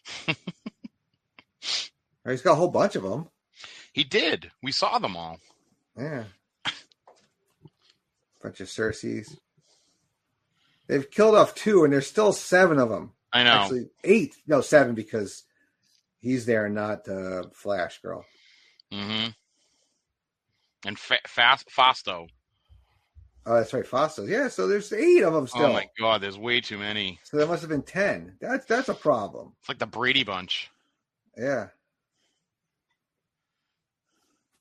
It's like trying to keep it all straight. Like, what are we doing? Yeah, because not only you have to learn who they are, you have to learn what their powers are, you have to learn, like, you know, what their personality is. It's asking a lot of people. Mm-hmm. That's what it was. It's just too much. It was overly ambitious. Mm.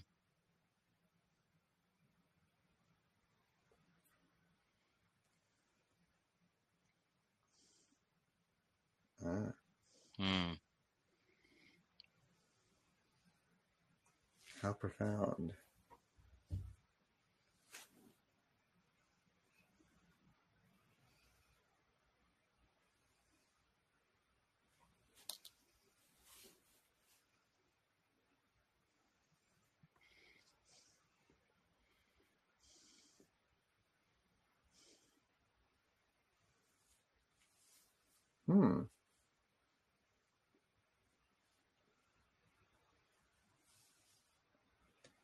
Only when we combine our powers will we be able to take down the Celestial.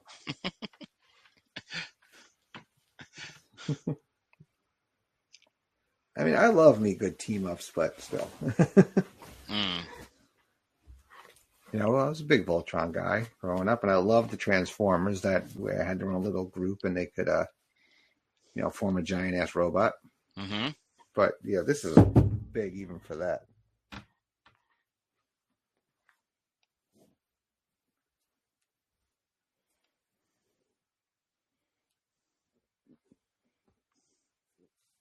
Yep.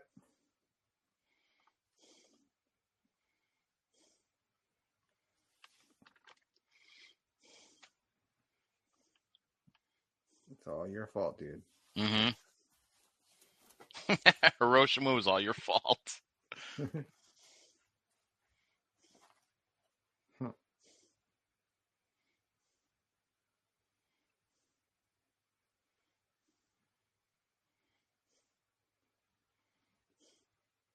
It's just, you know, you create this thing and then you give it to people who are not capable of wielding it. Yeah.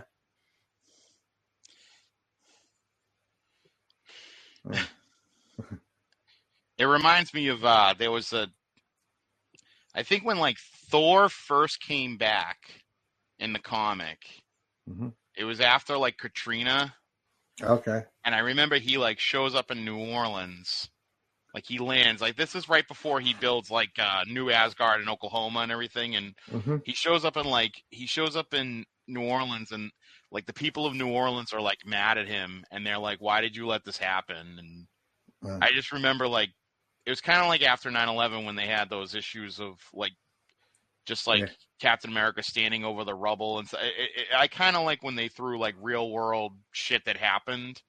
And yeah, like that was just that with like the Hiroshima and him being like so devastated. I love that. You can call him Superman.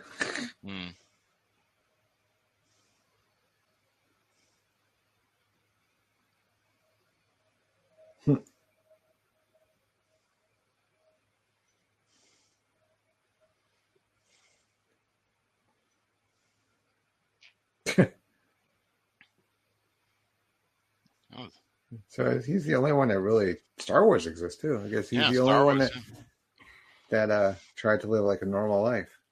Yeah. Like out domestic. I mean, she's got the boyfriend with Jon Snow, but yeah.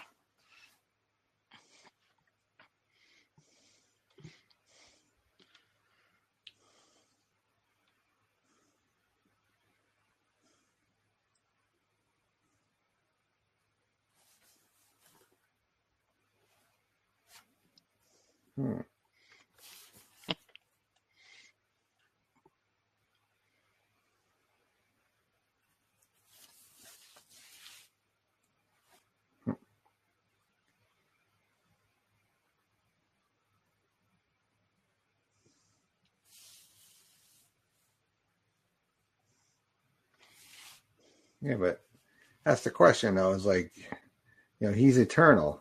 Is it worth, having a husband and a son that you're going to watch grow old and die while you stay, here forever? Yeah. It's like the whole thing about owning a pet, basically. Yeah. You're setting yourself up for heartbreak in, 14, 15 years, depending on the animal. But, it's like, is it worth it? And you're like, yeah. Anybody who's loved a dog or a cat, can say that. Mm-hmm. Ooh.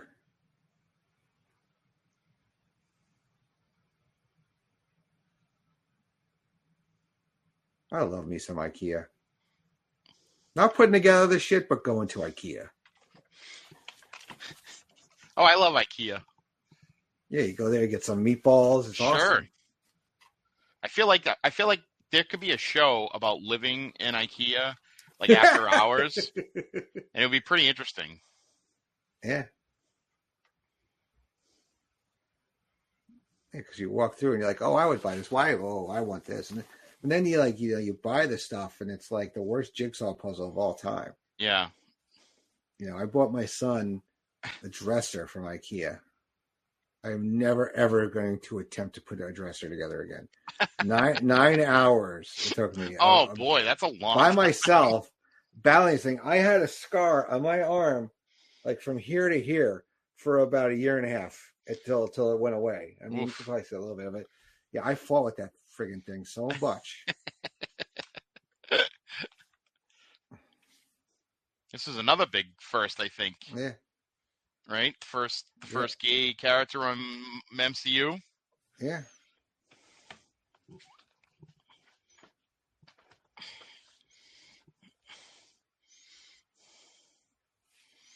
Yeah, a lot of firsts in this movie.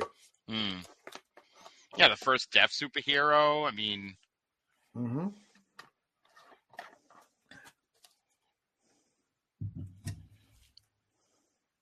Oh, that's right. This is where their ship's buried. Yeah.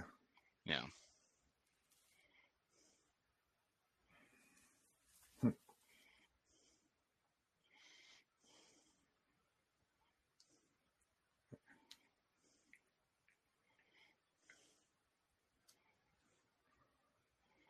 God, there's just so many of them. It's just like...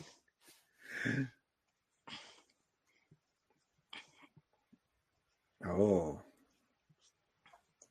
Yep. They should release like a special of his footage. Like everything like he took. And have him like narrate it.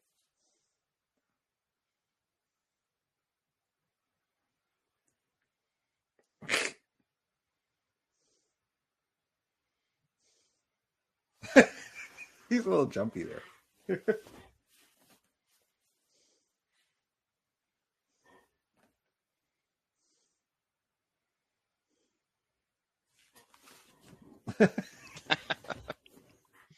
That's messed up. Cowardice.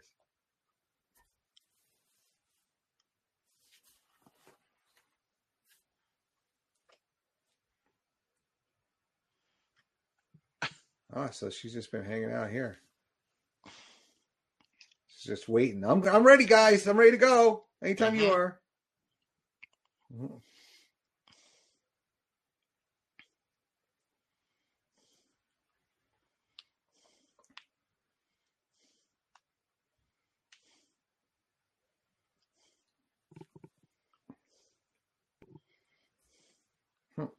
Oh, wow. The ebony blade, that becomes a thing, right? People pop for that. There's like some things that people do pop for. There's like, I don't know if anybody hates this movie all completely. There are some parts of it I think they like, especially like with the post-credit scene. Yeah. Like, what we could get from that, but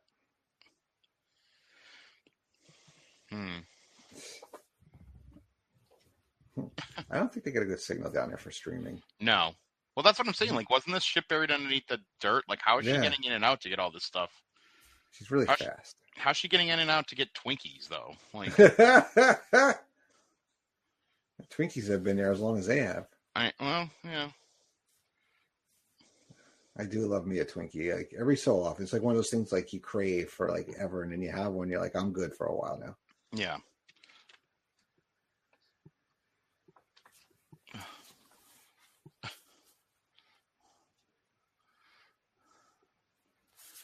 Here we go. Oh, look at this. It's infinity. Oh, look at this. It's the rings. Yeah. You know, didn't we have something like this with the collector explaining stuff? Right. Seems like we need one of these every few movies, I guess. Like the explanation scene. Right.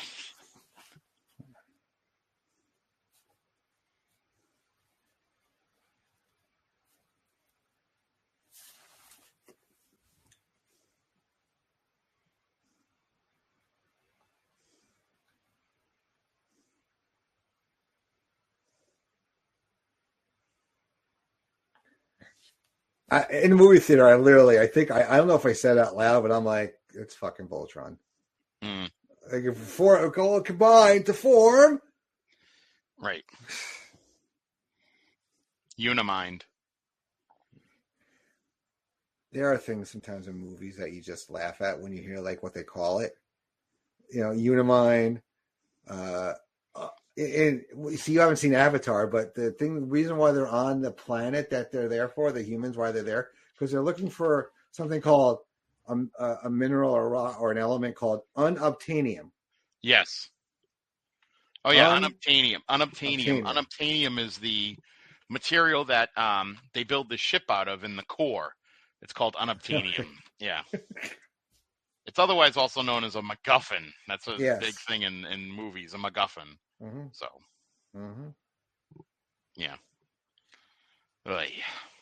They don't get it. Oh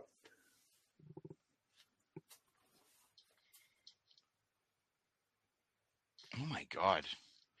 You're the strongest. You should make the decision, not the person who was chosen to be the leader. Yeah.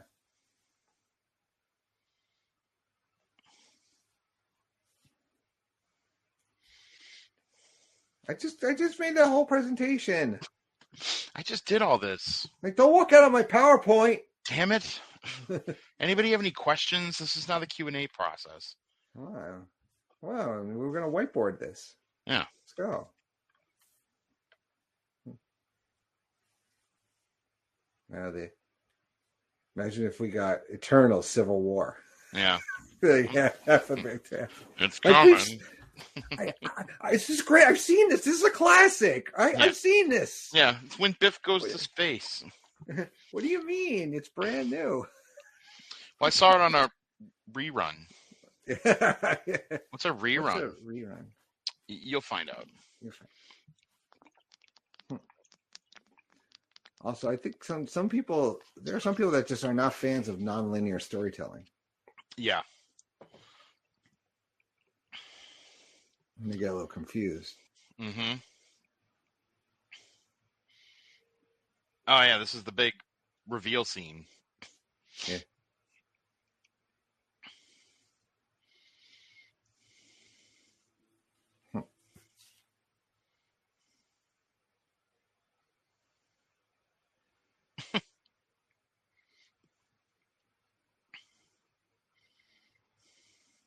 Mm-hmm.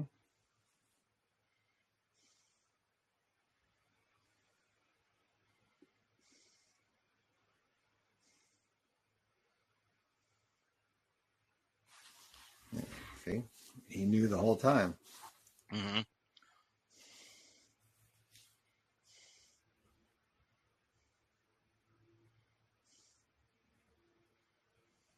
Because I kind of like this planet.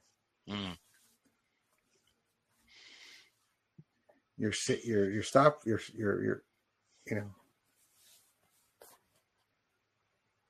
know. Ah. Mm. It's all connected.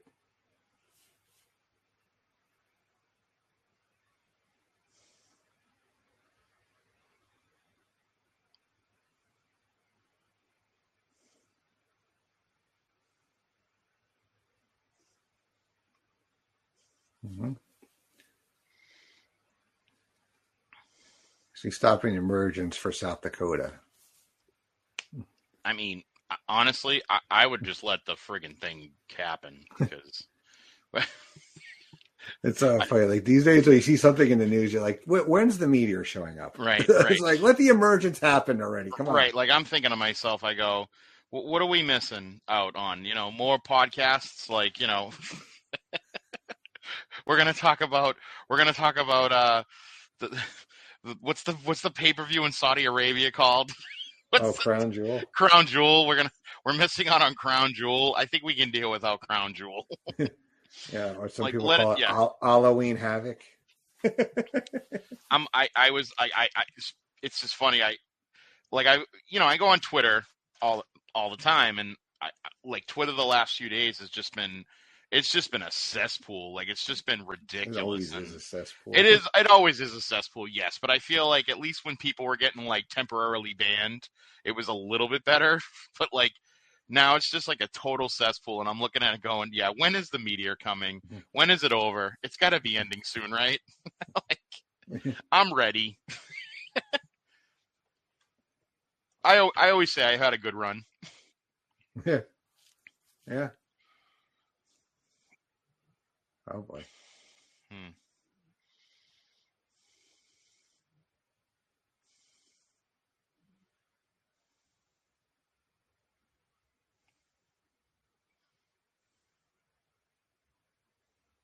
Oh boy. So it was Icarus all along. It was Icarus all along, yeah. Yeah. He looks like a villain anyway. Get that what was that Superman? It was where he was bad, right? He was Superman 3? Yeah, get there with the red kryptonite. Yeah.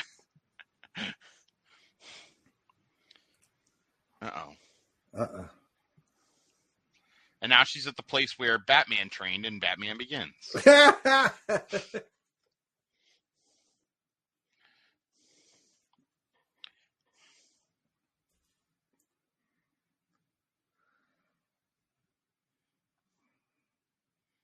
Oh boy. Oh no. Mm-hmm. It's like Scar and the Three Hyenas from The Lion King. Yeah. Basically. Oh yeah. Lots of references here tonight, folks. That's a great reference, though. Yeah. No king, la la la la la la. I'm surrounded by idiots. Idiots. There will be a king. I will be king. I love that movie. Mm-hmm. Oh my god. Oh yeah. We did my Pop Goes the Classics. We did that a few months ago. We're up to we're doing all the Disney movies. We're up to Hercules next. Hercules is great too. Mm-hmm. We did. I mean, we're amazed how long we're going on some of these. We did almost 2 hours on Hunchback of Notre Dame. Oh yeah. I will say with all of those great Disney cartoons, the villains are the best part. They cast the villains so well. Yes, I love it, man. It was such a tremendous run between Ursula and Gaston. Yeah. Jafar. Yeah. And then you have Frollo is Yeah, you had Scar, you had Hades. I mean, then we get even Princess and the Frog. We got Dr. Facilier. Man, he's awesome. Mm-hmm.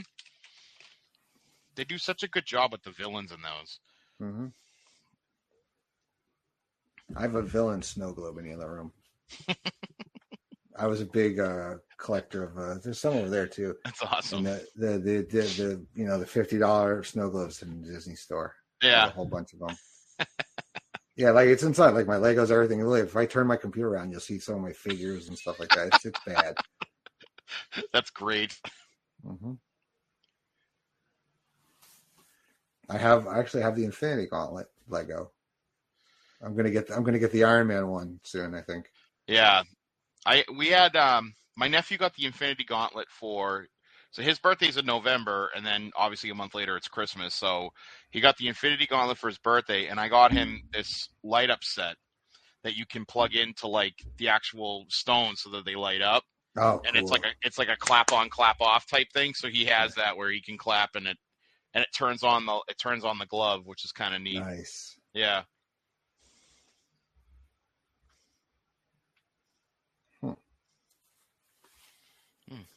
This is where we made Whoopi.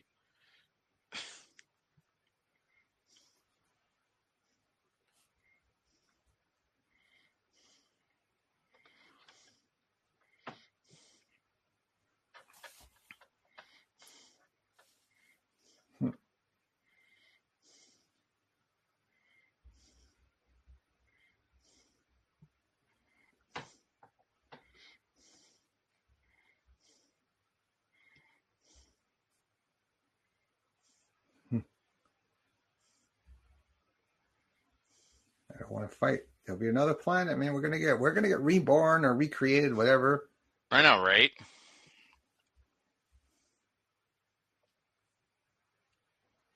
It's always like that's the one thing about the one movie trope that I never understood was, when there's a heel turn and like the villain is revealed to have been helping the team the whole time. Like I never liked it because it doesn't make any logical sense. Yeah.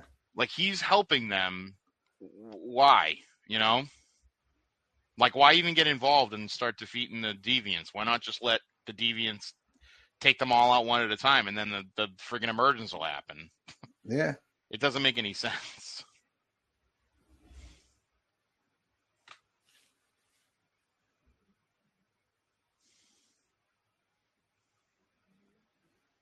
Oh, come on, man. We were like lovers at one point. Can't you listen to me? Uh-oh. I'm getting the call. Hold on a minute. Yeah. Uh-oh. The emergence.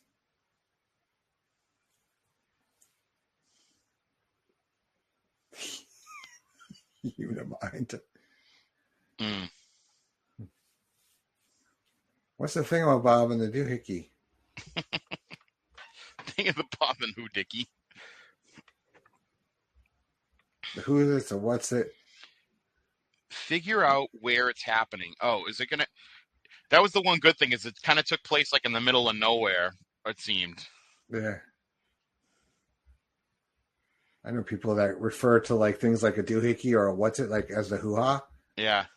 And oh no, that's sometimes not what they don't understand like the other meaning of it. Yeah. And somebody said that in a work meeting today, and like there were like I think 6 or 7 listening to me. I think 3 or 4 of us just could not like start giggling and laughing. Now, who put your hoo-hoo dilly in your cha-cha?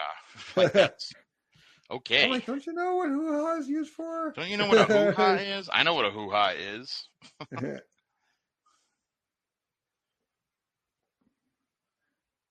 Why are you in your Eternals uniform? Why are you looking like all of a sudden you're about to fuck some shit up? Yeah. Shed these human clothing. I'm an Eternal. I will wear my eternal garb, damn it. Oh, boy. I'm really sorry that I have to go kill everybody now. Mm-hmm. Whoa, he's like, wait, what?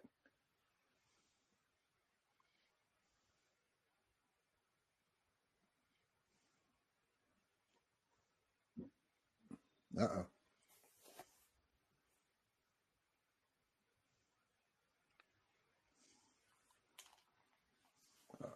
That's a long time he's known.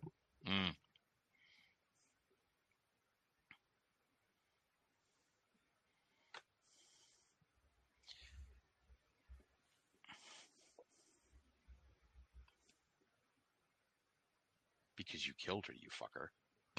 Yeah.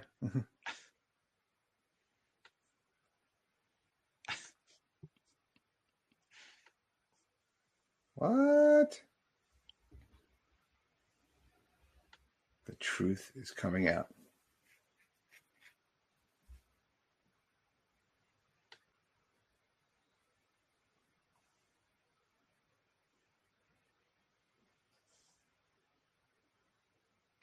Such a burden.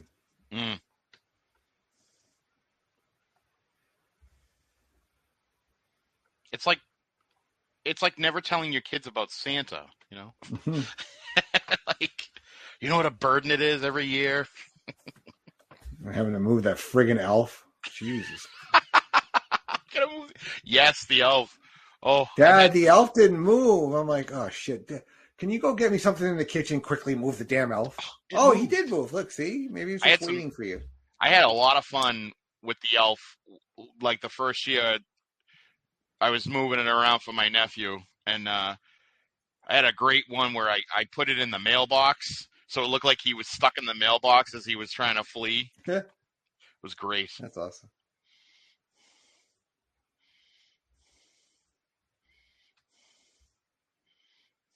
Just got to choose their side now. Mm-hmm. Here comes the Civil War. Mm-hmm.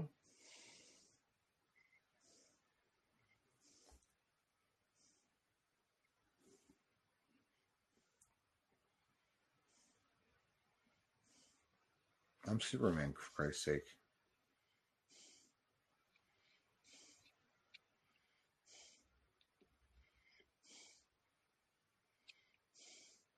Uh-oh.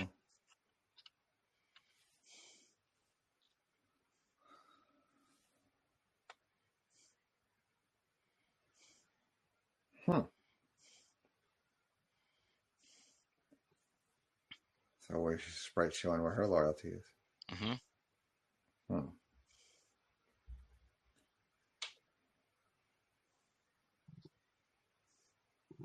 It's kind of obvious. She's only been in love with him for the last 3,500 years. Yeah. I'm an actor.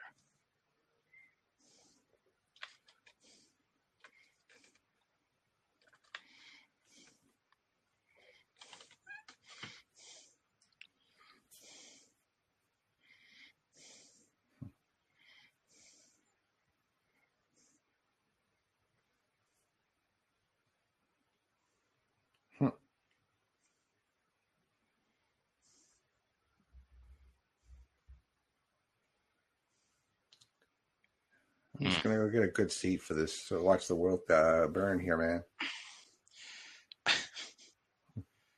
Are you kidding me? We have a busted ship. I had a great spot picked out there. Yeah. That's like my favorite line from Armageddon. Yeah. And it's Steve Buscemi. I love that line. Mm-hmm. I had a great spot picked out there. I know.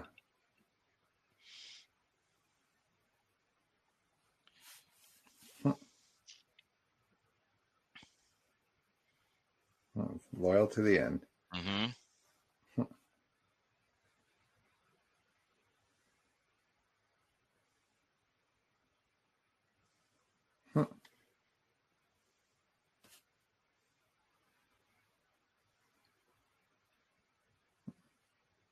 When are you guys going to tell me about that?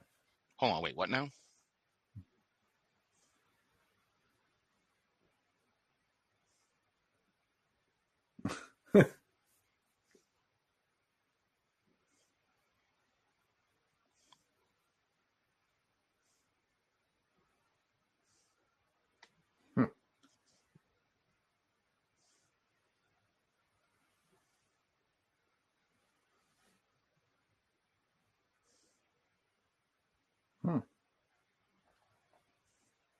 He's like, I got it. I can take him down. Well, okay. Well, this is good. Still. The team just got cut in half. Yeah. Now, who are we supposed to root for? Mm.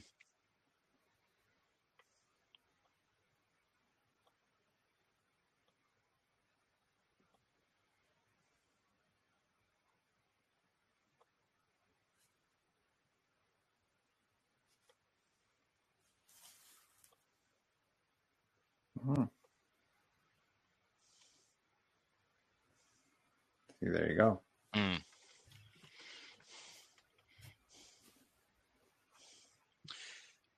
I've always heard that if you love something, you set it free, and if it comes back to you, it was meant to be. But that's me. I don't know. Didn't Sting say that? Free, free, set them free. Oh, that Sting? I thought you were talking about Sting like Steve Borden Sting. I think he said that at Clash 7. He said that. It's like, I got your back. I got your back, bro. I already gave that speech. That was a good one.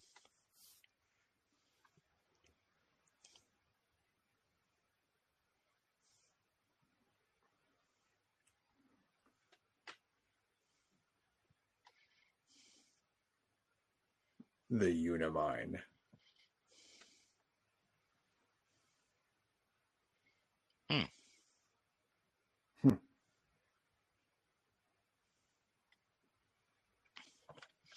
This is going to get real personal real quick.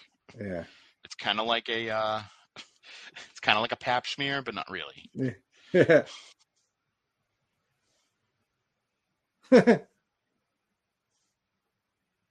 Don't tell me that now. Never tell me the odds. No, never. I just want to let you know, both know. Good luck.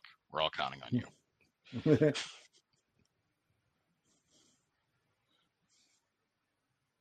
Seems to be a little easy there.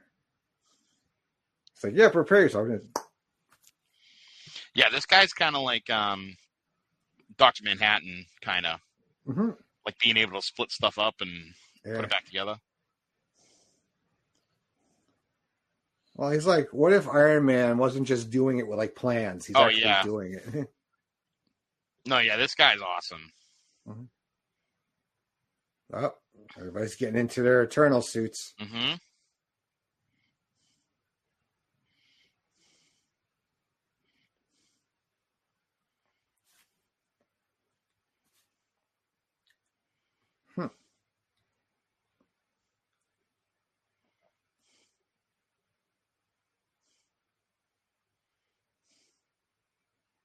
How was Sprite in her suit? She didn't go into the little, her little, circle she's got to stand in, right? No, she didn't. You're right. Because even Icarus did. How did she? Yeah. Oh, she must just carry her suit around with her. Maybe she just has it on the whole time, and Yeah. Well, if she's changing clothes like that, then that's very like Mystique-esque, and I just never understand that. She's almost like a mini Mystique. She's a mini Mystique. I shall call her Mini Mystique. Oh.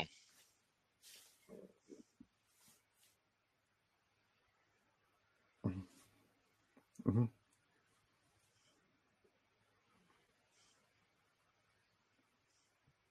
Oh. Yeah, Wonder Woman versus Superman. Here we go.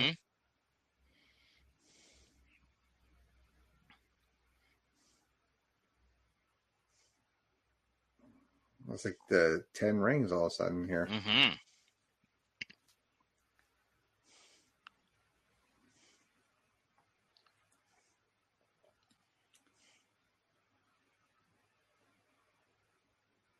All right, it's now for the Unimind.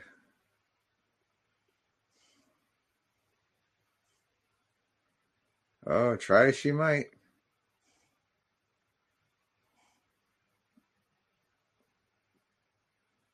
Uh-oh, what are they doing? The Unimind.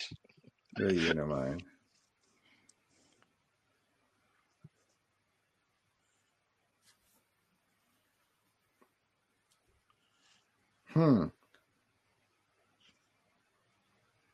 Trying to figure out, like, what am I doing next?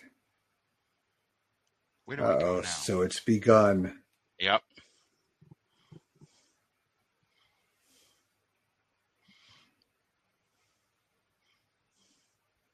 Mm-hmm.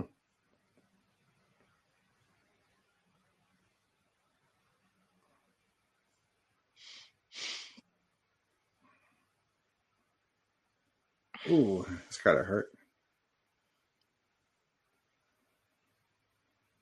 He's evil. He is evil. Just split that sucker in half. And just threw it at him. But I was glad that they picked somewhere that was like just some random island Yeah. As opposed to like having it be like in the middle of Manhattan. Manhattan gets destroyed too much. Yeah. I like it when we see other cities get destroyed. Like yeah. Chicago got destroyed in one. Well, Chicago gets destroyed in one of the Transformer movies, right? Yeah, that's what I meant. Yeah. Yeah, like beyond repair too, right? Mm-hmm. So that was fun. Yeah, it always seems like San Francisco gets destroyed. Yeah, because they love tearing down the Golden Gate Bridge. They love destroying New York. They always get the monuments, like Jeff Goldblum says in that really shitty Independence Day sequel. Right. That was bad. They should destroy Boston. I'd be all for that, you know. Like have the Celestial come out from like center field at Fenway, you know. Mm-hmm. Like that'd be funny. So all we need is Celestial with a Boston accent. Mm-hmm. Oh, look at this! This plant's a wicked pisser. This is amazing. Are you fucking kidding me, kid? Sorry, I destroyed the Duncan over there. Yeah. Oh, that Duncan's is gone. Yeah. Please, this Celestial ain't got nothing on Tom Brady. That's for sure. Yeah. Sure. Or Noma. Or Noma. Oh my God, we haven't said that name in years. Well, I always think of that sketch from Saturday Night Live. Yeah. Noma. Mm-hmm. Oh, here we go. Oh, yeah, this guy's awesome. I love him. You can only go so fast, man. Yeah.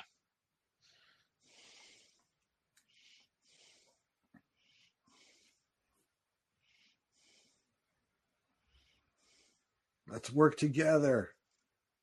Uh-oh. All right, so see, now here's this guy. Mm-hmm. What are like at this point? With like, what are we supposed to feel about this guy? Is he like, you know, is he a face? Is he like, you know, supposed to be? He's it's confusing. He's like Bray Wyatt. We don't know what to think of him. Mm-hmm. He's a tweener. Well, maybe most people don't know. I know what to think of Bray Wyatt. I just.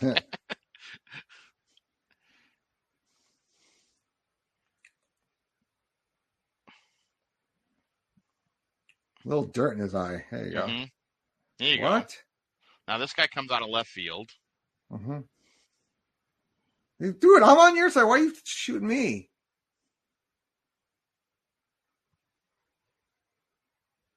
Oh boy, that's Gilgamesh's power.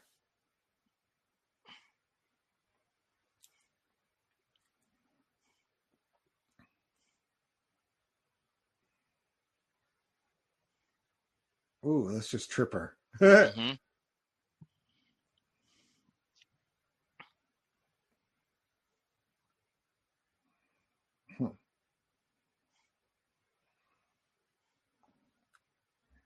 Give me my laser sword and shield.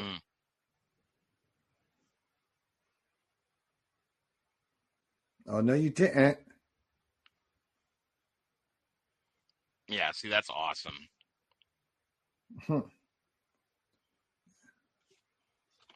He's like, oh, you think you're so tough?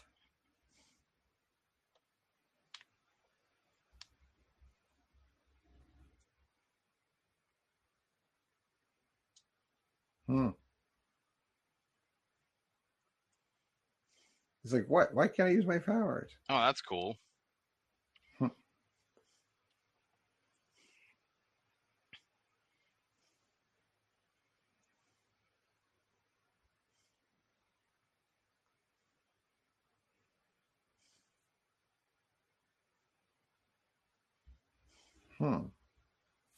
Who said that? Mm-hmm.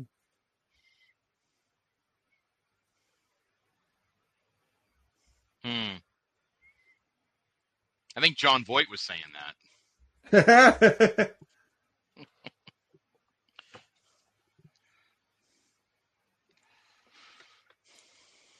Ugh, she had to run all that way? Oh, look at that. Wait a second. You're dead. That's not her. Yeah.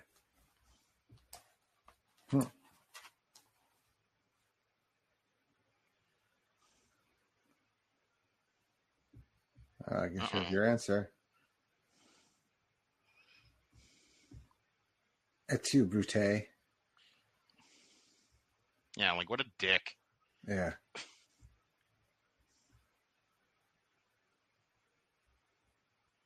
For Eternal, you can take them down pretty quickly. Mm-hmm. Mm-hmm.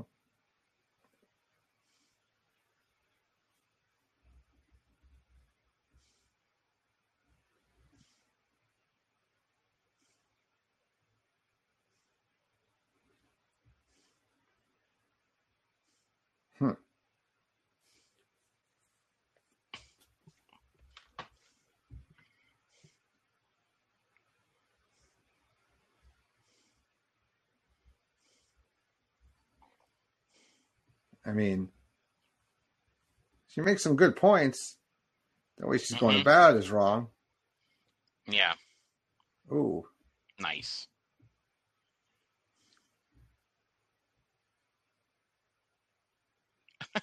He hits her in the head with I kind of have like a dagger in my gut here. Mm-hmm. Oh, she just turned it into water. That's pretty cool. There you go.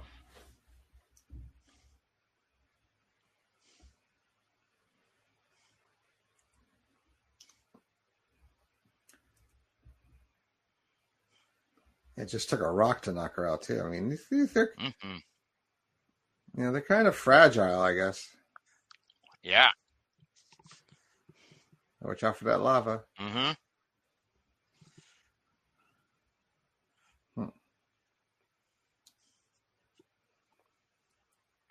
Yeah.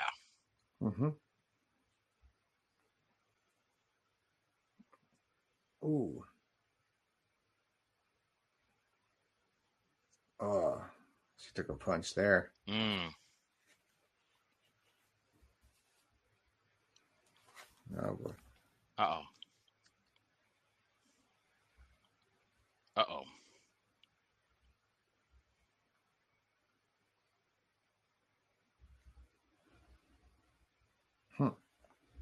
It's got them cloudy eyes going. Watch out. It's like a shark when it's like in a frenzy.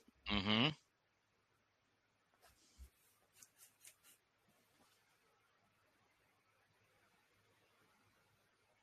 It's all right. I'm just going to take your powers. You just hang out here for a minute.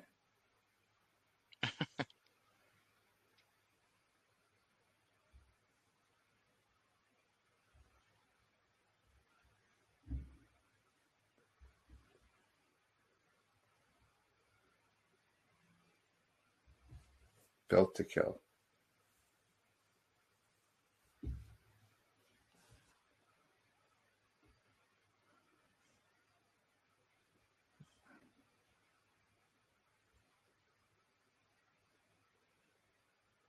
Oh, man.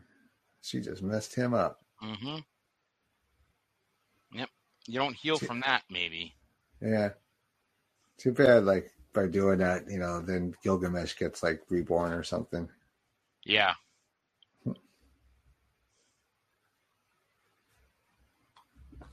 I remember.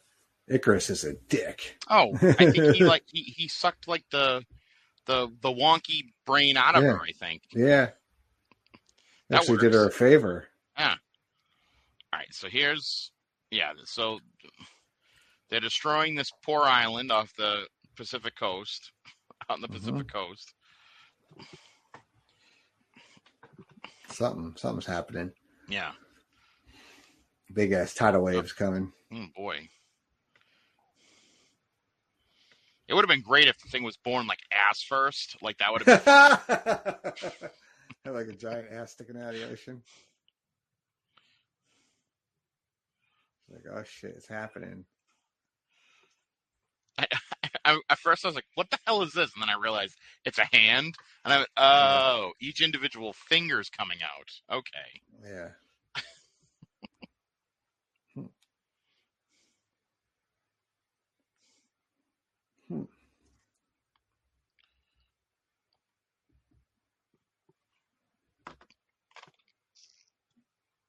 Like, let me go, man.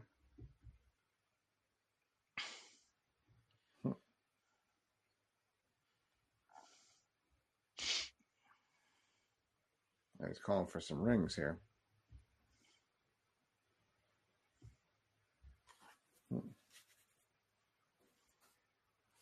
Come on, Cersei. I know. How long is this going to take, Cersei? Get out of here.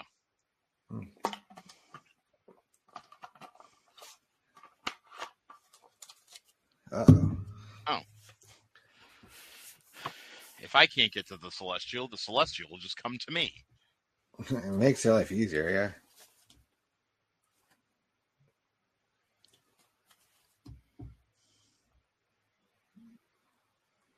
It's a lot of power here. It's a guy wield. Mm-hmm. Mm-hmm. Uh-oh.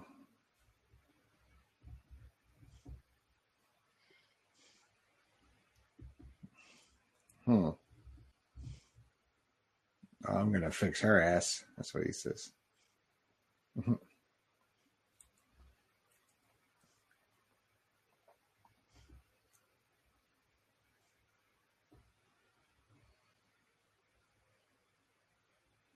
What? Why didn't he take the shot?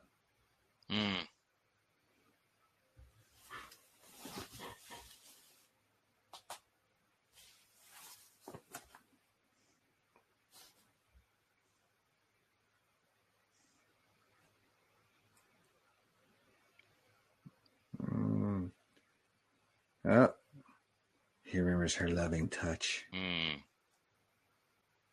that they were married at some point.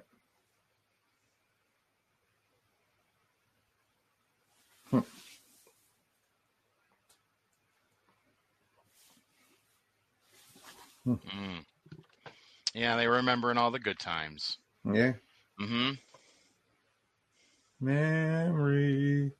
Like yep. Carlos behind. Mystical memory. I really do want to come back and see you, Yeah, I know. I mean, I like to get a little something in the future here. maybe we can reconcile, like every once in a while, have like a once a month we can get together and bang out a few issues. Mm-hmm. She's like, fuck your couch. That's what she just said to the Celestial. Yeah.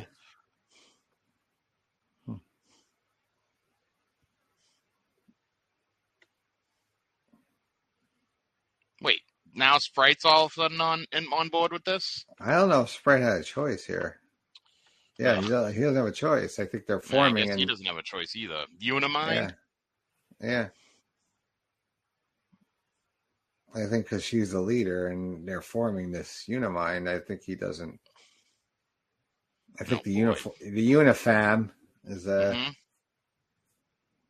forcing them to do it.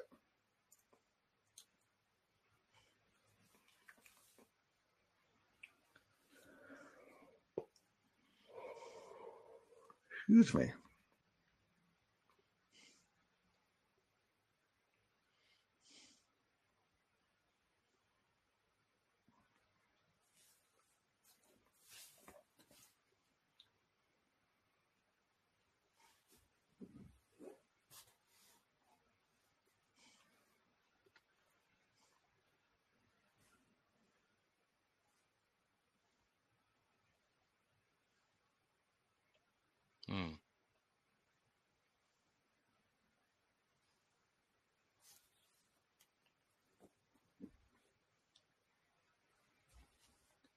She did it. Yep. And now we got this giant ass hand sticking out of the ocean, though. Yeah, she turned this thing into like marble. Maybe limestone. I don't know. What do you? Yeah. It's a new Cliffs of Dover. Maybe I don't know. Yeah. But what I find funny is that this has never been brought up in anything in the moving forward. Yeah. Like you would think that they would talk about the big hand and part of a head sticking out of the ocean. Nope. Yeah. Yeah, I wonder when it's going to finally get acknowledged. I think they're still, I don't know. I mean, I know they have like a whole brain trust and they have however far out they're planning. So I'm sure it will be at some point. Yeah. So I know there's been a whole bunch, there've been a few plot holes that have never been brought back, but yeah. This is a pretty big one that they're going to have to address at some point. Right. acknowledge that this happened. Mm-hmm. Acknowledge me?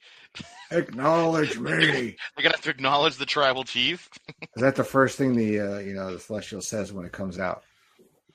Well, that's universe. I mean, it's got to be the one person that can beat Reigns, right? At this point, is the Celestial. No one else is going to be able to beat Roman Reigns. He's like, all right. He goes, okay, y'all hate me. Yeah, I'm out. All right, you guys don't want me. Fuck you guys. I'm out. Mm-hmm. He's like, I'm gonna go to friggin' somewhere else. I'm gonna go hang out with. I'm gonna go hang out with the Nova Corps. And the Nova Corps. Yeah, Nova Corps. The Nova Corps. Well, Icarus is gonna fly too close to the sun. Get it? Oh, oh, that's right. He goes into the sun. That's right. Yeah, I don't think he's gone. No, I think he comes back at some point. Mm.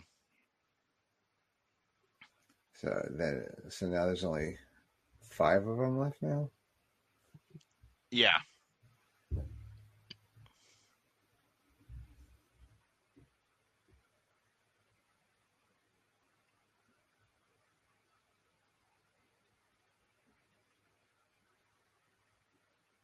Ah.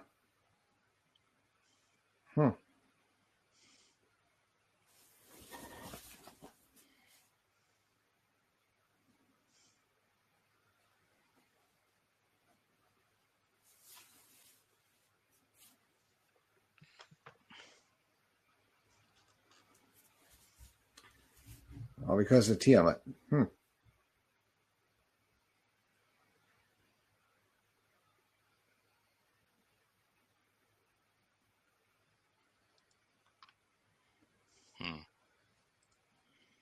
All right, so wait, so there's 1, 2. There's actually 6 of them left, I think. Right. Yeah, because you got these 2, you got, Athena, there's Sprite.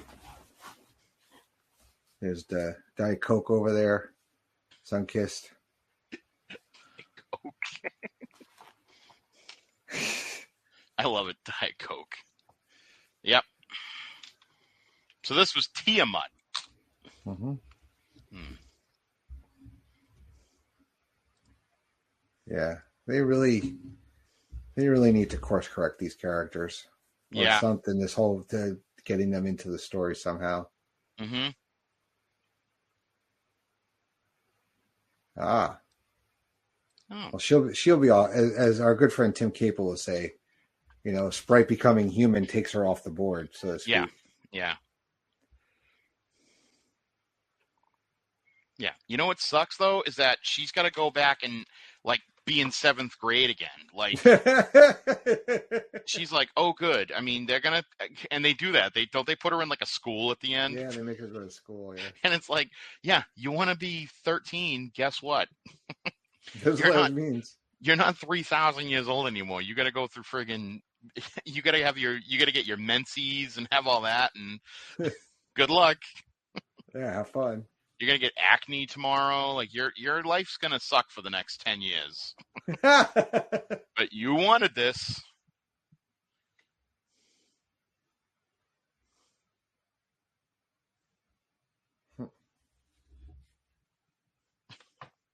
Here we are in South Dakota.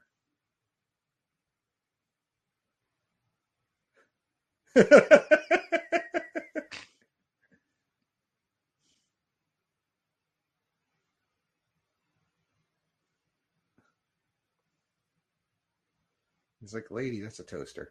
Yeah. You're not supposed to put your hand in a toaster, Angelina.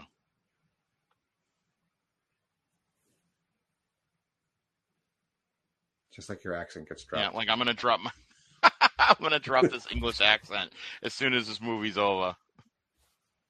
It's like, nope, no powers in front of my kid.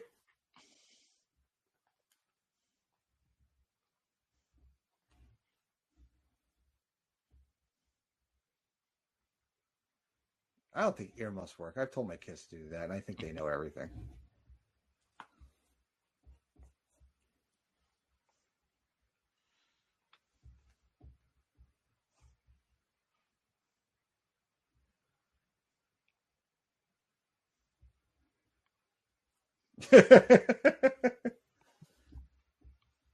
That's right. That's right.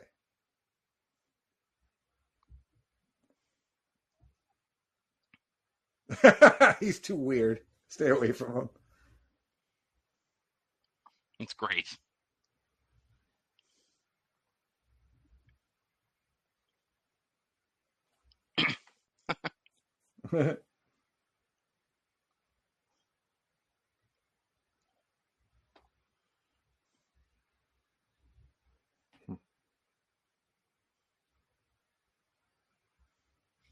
Actually, I would dig if those three were like in the MCU moving forward. Like, those are three cool characters to have.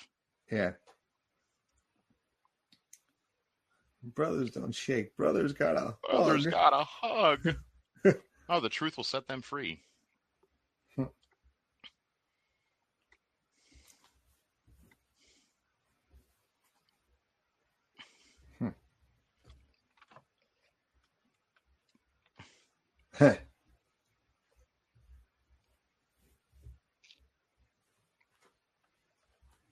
It's like, thanks for enrolling me in school, dick.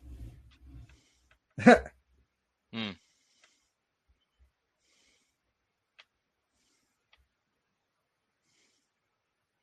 I have to go to school now. Yeah. It's like, yeah, I know I tried to, Yeah, I know I stabbed you, but...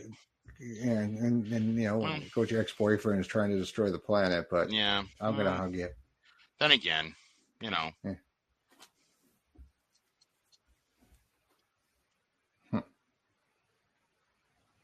No. You didn't. Yeah. You didn't. Can't go back in time. Yeah.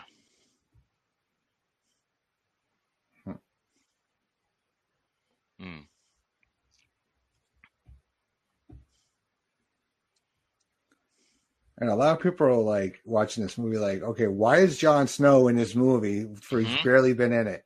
Mm-hmm.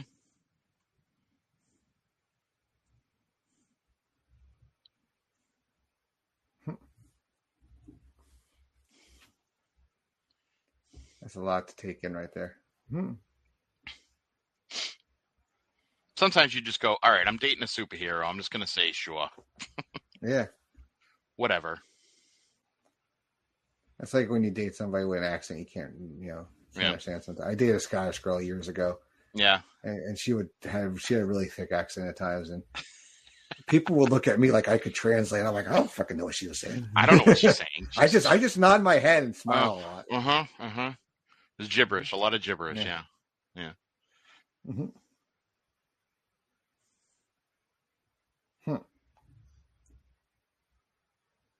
Uh-oh. He's going to reveal that he's somebody who.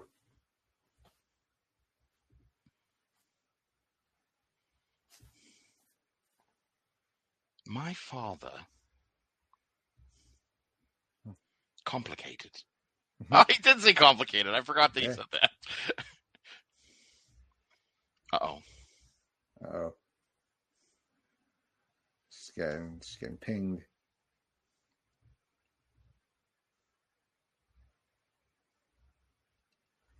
Ruh-roh. Yep, this guy's pissed now.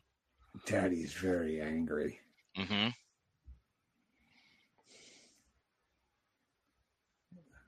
Oh, boy. The chickens have come home to roost. Mm-hmm.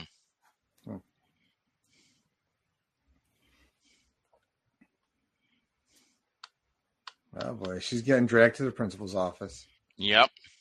Mm-hmm. You stupid bitch. That's basically what's to say to her.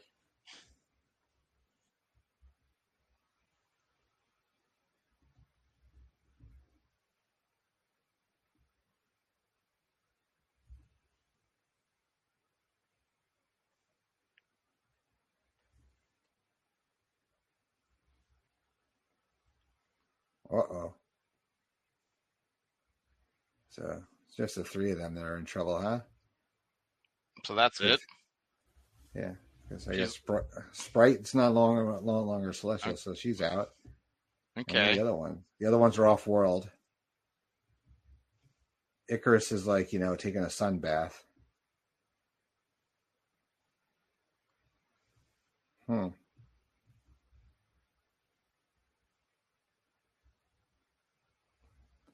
What's so complicated about his family history? Oh man, and they go to credits. But now we get a couple of. Is there one or two scenes? So he took the 3 of them, right? Yeah. Okay. Yeah, because there's 6 left. Well, there's no longer 6, 8. I don't know. I'm confused. There's too many freaking people. God, it breaks my brain. Yeah. It's painful. Let's see. Try to remember if is there a mid and a post. I think we get. Let's see.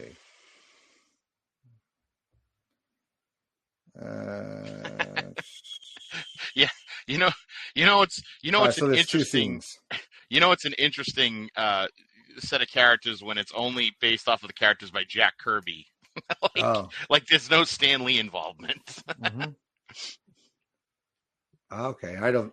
Like I said, I don't know that. I'm actually going to be on a comics pod coming soon. So. Oh, good luck. And I'm not a comics reader. Well, it's a brand new pod. Oh, good. It's coming about around the end of the month. It should pop up. Cool. Trying to remember what it's called though. Let me see. I actually just recently stopped reading. It just got to be too much. It was kind of like one of those things where I had too many hobbies, and I decided to pick the hobby that I wanted, which is Lego. Actually, it's the hobby that I'm picked is Lego and podcasting. That's kind of like the 2 hobbies I'm doing now. I see. I cut down my pod schedule, but I'm starting to build it back up a little bit. I do this every Wednesday night, pretty much. So it's good. I mean, you just come here, you watch a movie with somebody. Sure. I'll explain to you, what you can do off mic, but there's a lot. I mean, stuff you want to watch, you want to share people. I've done solo things on here. This is a great setup. And as usual, Mark, we're still waiting on Peacock, so we could do wrestling watches on here. So he's good. It's awesome. It's awesome. Disney. It's great too because the few times that Pete and I have watched a movie, we've had to. One of us has had to have the DVD. Usually, Pete has the DVD and he plays it on his. Because we do the way we record our shows, we do it on a Skype. Yeah. So he has to. We have to. You can't view a person's streaming service. So yeah. Yeah. We usually sync up 3, 2, 1 when we do when I do Laughing Theater, like just as pods and stuff. Yeah. Okay, so here's the first one that was like. Okay. Yeah. It's like, where's the rest of them?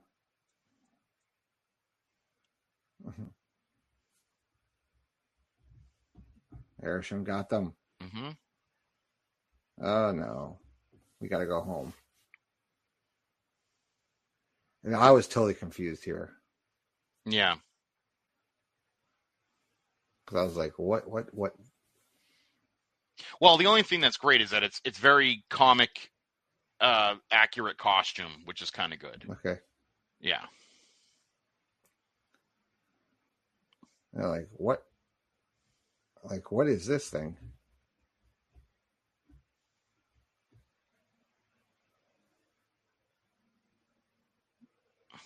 Yeah, because that's Patton Oswalt. Yeah.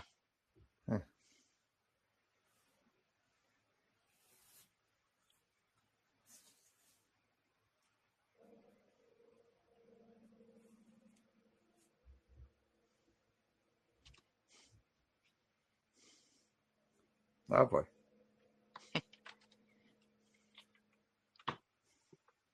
Mm-hmm. Yeah. I sat there like, wait, what? Who's that? Yeah. Because like my daughter was like, it's Harry Styles. I'm like, oh, okay. Yeah. Oh, yeah. No, I knew it was Harry Styles, and then Pip the Troll.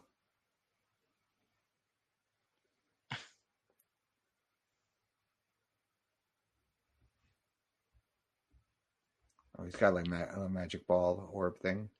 Yeah. Uh-oh.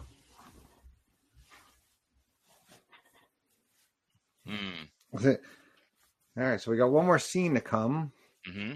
So Keith, this probably won't be out for a little while as a pod, but this will stay here on Streamline, so people can come in here and watch. Oh, cool. For however long. So you want to talk about like where else they could find you and other podcasts you've been doing? Sure. So I can always be seen on GFA Live with Peter, and that you can find that on Apple Podcasts, Spotify, SoundCloud.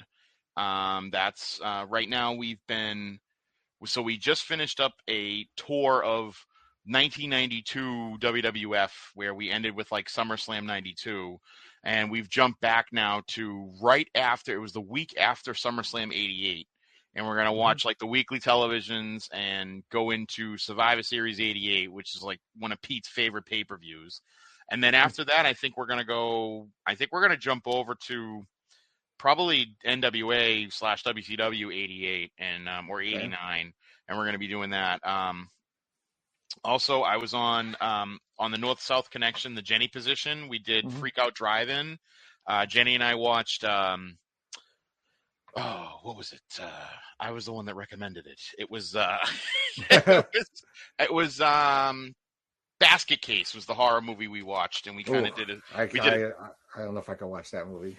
Oh, it's so bad. It's good. That's why I'm not a big horror guy. I mean, there's some horror I love, like zombies and a few other things. But yeah, I've seen. I don't think I can get through. Like we did on Blockbuster Rewind, we did they did an episode on Friday the 13th, and I didn't do it because I didn't want to watch the movies. Oh yeah, no. It was fun. Jenny's awesome. Jenny and I, we actually, when we first talked about doing that Freak Out Drive-In, and then we ended up doing one of the PTV Saturday Night's Main Events. It was the last Saturday Night Main Event that we did with JT and Scott, and it was because Pete couldn't do it, so I filled in for Pete and Kelly, and it was great because Jenny and I were talking, and we were just like we kind of like. I think we had like pretty good chemistry talking and working together. So she's been reaching out to me, and then also on the North-South Connection, I've been actually doing. I've done a couple of the Mount Rushmores.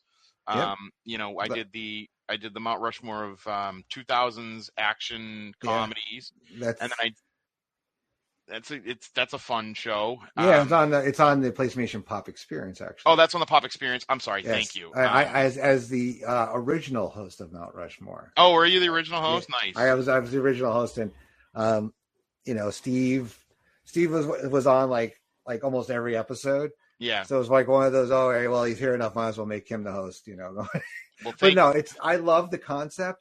Yeah. But, I do so many shows. It's like something I had to give, and Steve really loved it and did a great job taking it over. So, I do a lot with Steve too. So, yeah. He really loves doing the show, and I think he does a great job on it.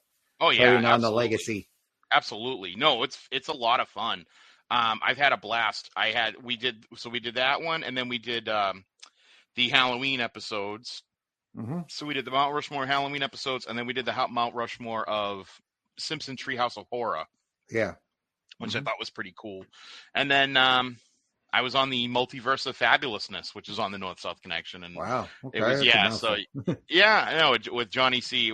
That was a good one we did where he and I rebooked Tuesday in Texas, and we called it Spooky Slam 1991. So yeah, and that just came out. That one came out recently, as well as Basket Case, and yeah, the people that listen to me on Pete's on GFA Live, one of the guys went nuts because I cut a Ric Flair promo like totally on my own, and it was nice. Like I wrote this Ric Flair promo for Spooky Slam, and he was like, "That's an amazing Ric Flair promo." So nice. Yeah, I mean, and it's but I'm always on Twitter at Flounder824. Please feel free to drop a tweet, and I'm hopefully going to be getting out there more and more and more. So thank you for having me on today. This was fantastic. No problem.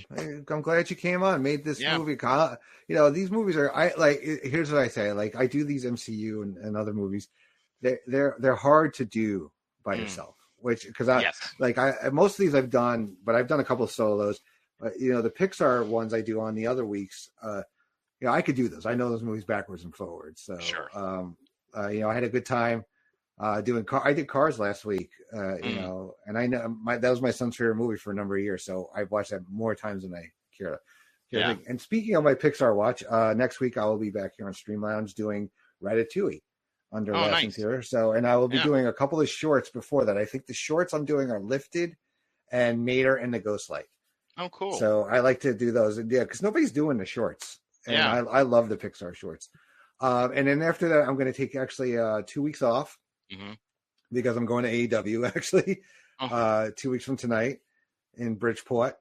And then the week after that is Thanksgiving Eve. So I'll probably, I may be hosting Thanksgiving, so I may be a little busy getting my house together. But also check me out all my pods, the Muppet Pod with Miranda. And what else? I got Laughing Theater. I got, so the new comics pod is called Traders of the Lost Comics Arc. Oh, okay. Wow. It's myself, Sean Kidd, Tim Capel, and Scott Shiflett.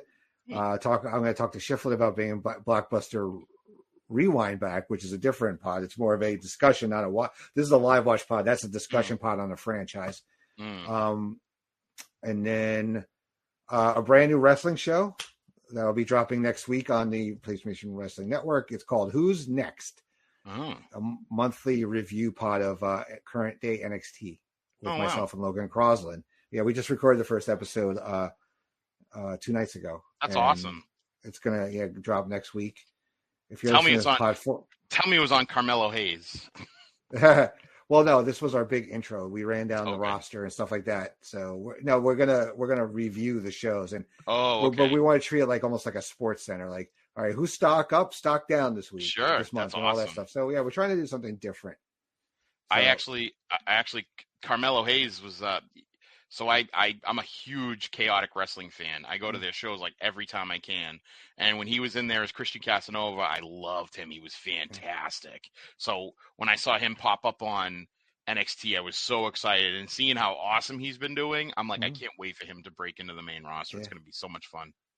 People got excited about this. Like finally, we waited all this time to see what Jon Snow's going to be, and he's going to be the Black Knight. Yeah. And people initially didn't know that was Mahershala Ali's voice. Blade. Who I love that guy. Oh sure. So Eternals will return, so they got to come back. They have to. Well, they set up They set up three kind of big angles there, with it. So I mean, you got to do that. There's a lot going on. So also, so just check out everything that's going on the PlayStation Pop Experience, everything going on the PlayStation Wrestling Network, and everything going on the North-South Connection. Yeah, Keith is not a new person, but he's been popping up on a lot more shows lately, and we love having him here. Yeah. Anytime you want to come on any of my shows, let me know. Thank you, sir. So, open invitation, man. You did an awesome job tonight. Yeah, like I said, and you could probably attest to Mark. I've been a little tired doing these sometimes, and kept me going. Because I got to get up at 6 to get my 15-year-old out the door, and it's like, the rest of the day. Oh yeah. So, no, I run out of gas sometimes by the end of the night. And you're over like in the East Coast, Eastern time, right? I'm right here in Connecticut. So. Yeah, so it's I'm up in Boston, so it's a couple hours away. We're coming up on the next day, so but this was a great experience. It was a great watch again because I had only really seen it once in the theater, and me too. I'm glad I got to see it again because I feel like I appreciate this movie. I'm not going to jump all over it. I thought it was visually excellent, but like we had kind of said, it was a lot of material to throw at people who. It's not like you're talking about Iron Man, Captain America, and Thor. Yeah. One thing I've noticed too is when I do these, you kind of see different things because you're like, you're talking and you're like, you're not like engaged exactly in the movie because it's like the first time, and you're like you'll pick up on things like, wait a second, I didn't notice that first. And and the person you're doing it with while you're talking is like, oh shit, like you realize stuff. So it's been fun. Yeah, doing this by yourself would be tough, and I would say it's got to be a tough one. Shang-Chi was not easy, but and Black Widow I think I did by myself. So I always look. It's hard. Oh, geez, that's a shame. I would have watched both. I would have watched all three of these with you. People have busy schedules. They do a lot of shows, so it's hard. But so I'll be back. My next one will be Doctor Strange and the Multiverse of Madness. I may actually do that though on a Sunday. I don't know. Doctor Strange is Miranda's favorite character, so I'm gonna ask her if she wants to do it first. Excellent. So and because my good friend Miranda is over in Germany. She one time she did one of these with me on a Wednesday night. God bless her. She started watching it. It was like around 2 or 3 in the morning her time. She's a delight. She's a darling, but I'm not going to ask her to do that for me again. I didn't ask her to do it before. She's like, I want to do it. I'm like, okay. Yeah. But we try to do, when Miranda and I do podcasts or we do Stream Lounge, we tend to do it like on Sundays at like 3 or 4 o'clock. Make it easier on both of us. And, we're going to get back to the Harry Potter watch. We had, we only did the first one. It was me, Miranda, and Scott Shiflett. So we had wanted to do one a month, but it just hasn't been able to work out. But we're going to get back to that. I'm going to, do what I want to do between MCU and Star Wars is some of my favorite movies. Sure. So and I can send you a list for Laugh in Theater of things like you could pick a movie, but I also have a list of stuff I've been wanting to do on that pod. I mean, hey, if you ever want to tackle Scarface or one of the movies on your shame list, on my shame list, I mean, we could do that. So yeah, I don't know if Scarface would fit under Laugh in Theater though. I don't know. I don't think it's a comedy. Well, Pete and I figured out Goodfellas is an unintentional comedy. Oh, there's some funny stuff in that. Yeah. So, I mean, you'd be surprised. There's a lot of unintentional comedy in a lot of those movies. Blockbuster works, though. Yes, it does. You starring prick, all right, cool. I love Goodfellas, too. Yeah, it's great. It's one of my favorites. What did I tell you? What did I tell you? What did I tell you? When I was Go talking get your the fucking phone. shine box. All right, on that note, thank you, everybody. Here on Streamlabs for joining me, joining Keith, joining us. Everybody listening in pod form, thank you. We'll check you out next time. Thank you. Have a great night.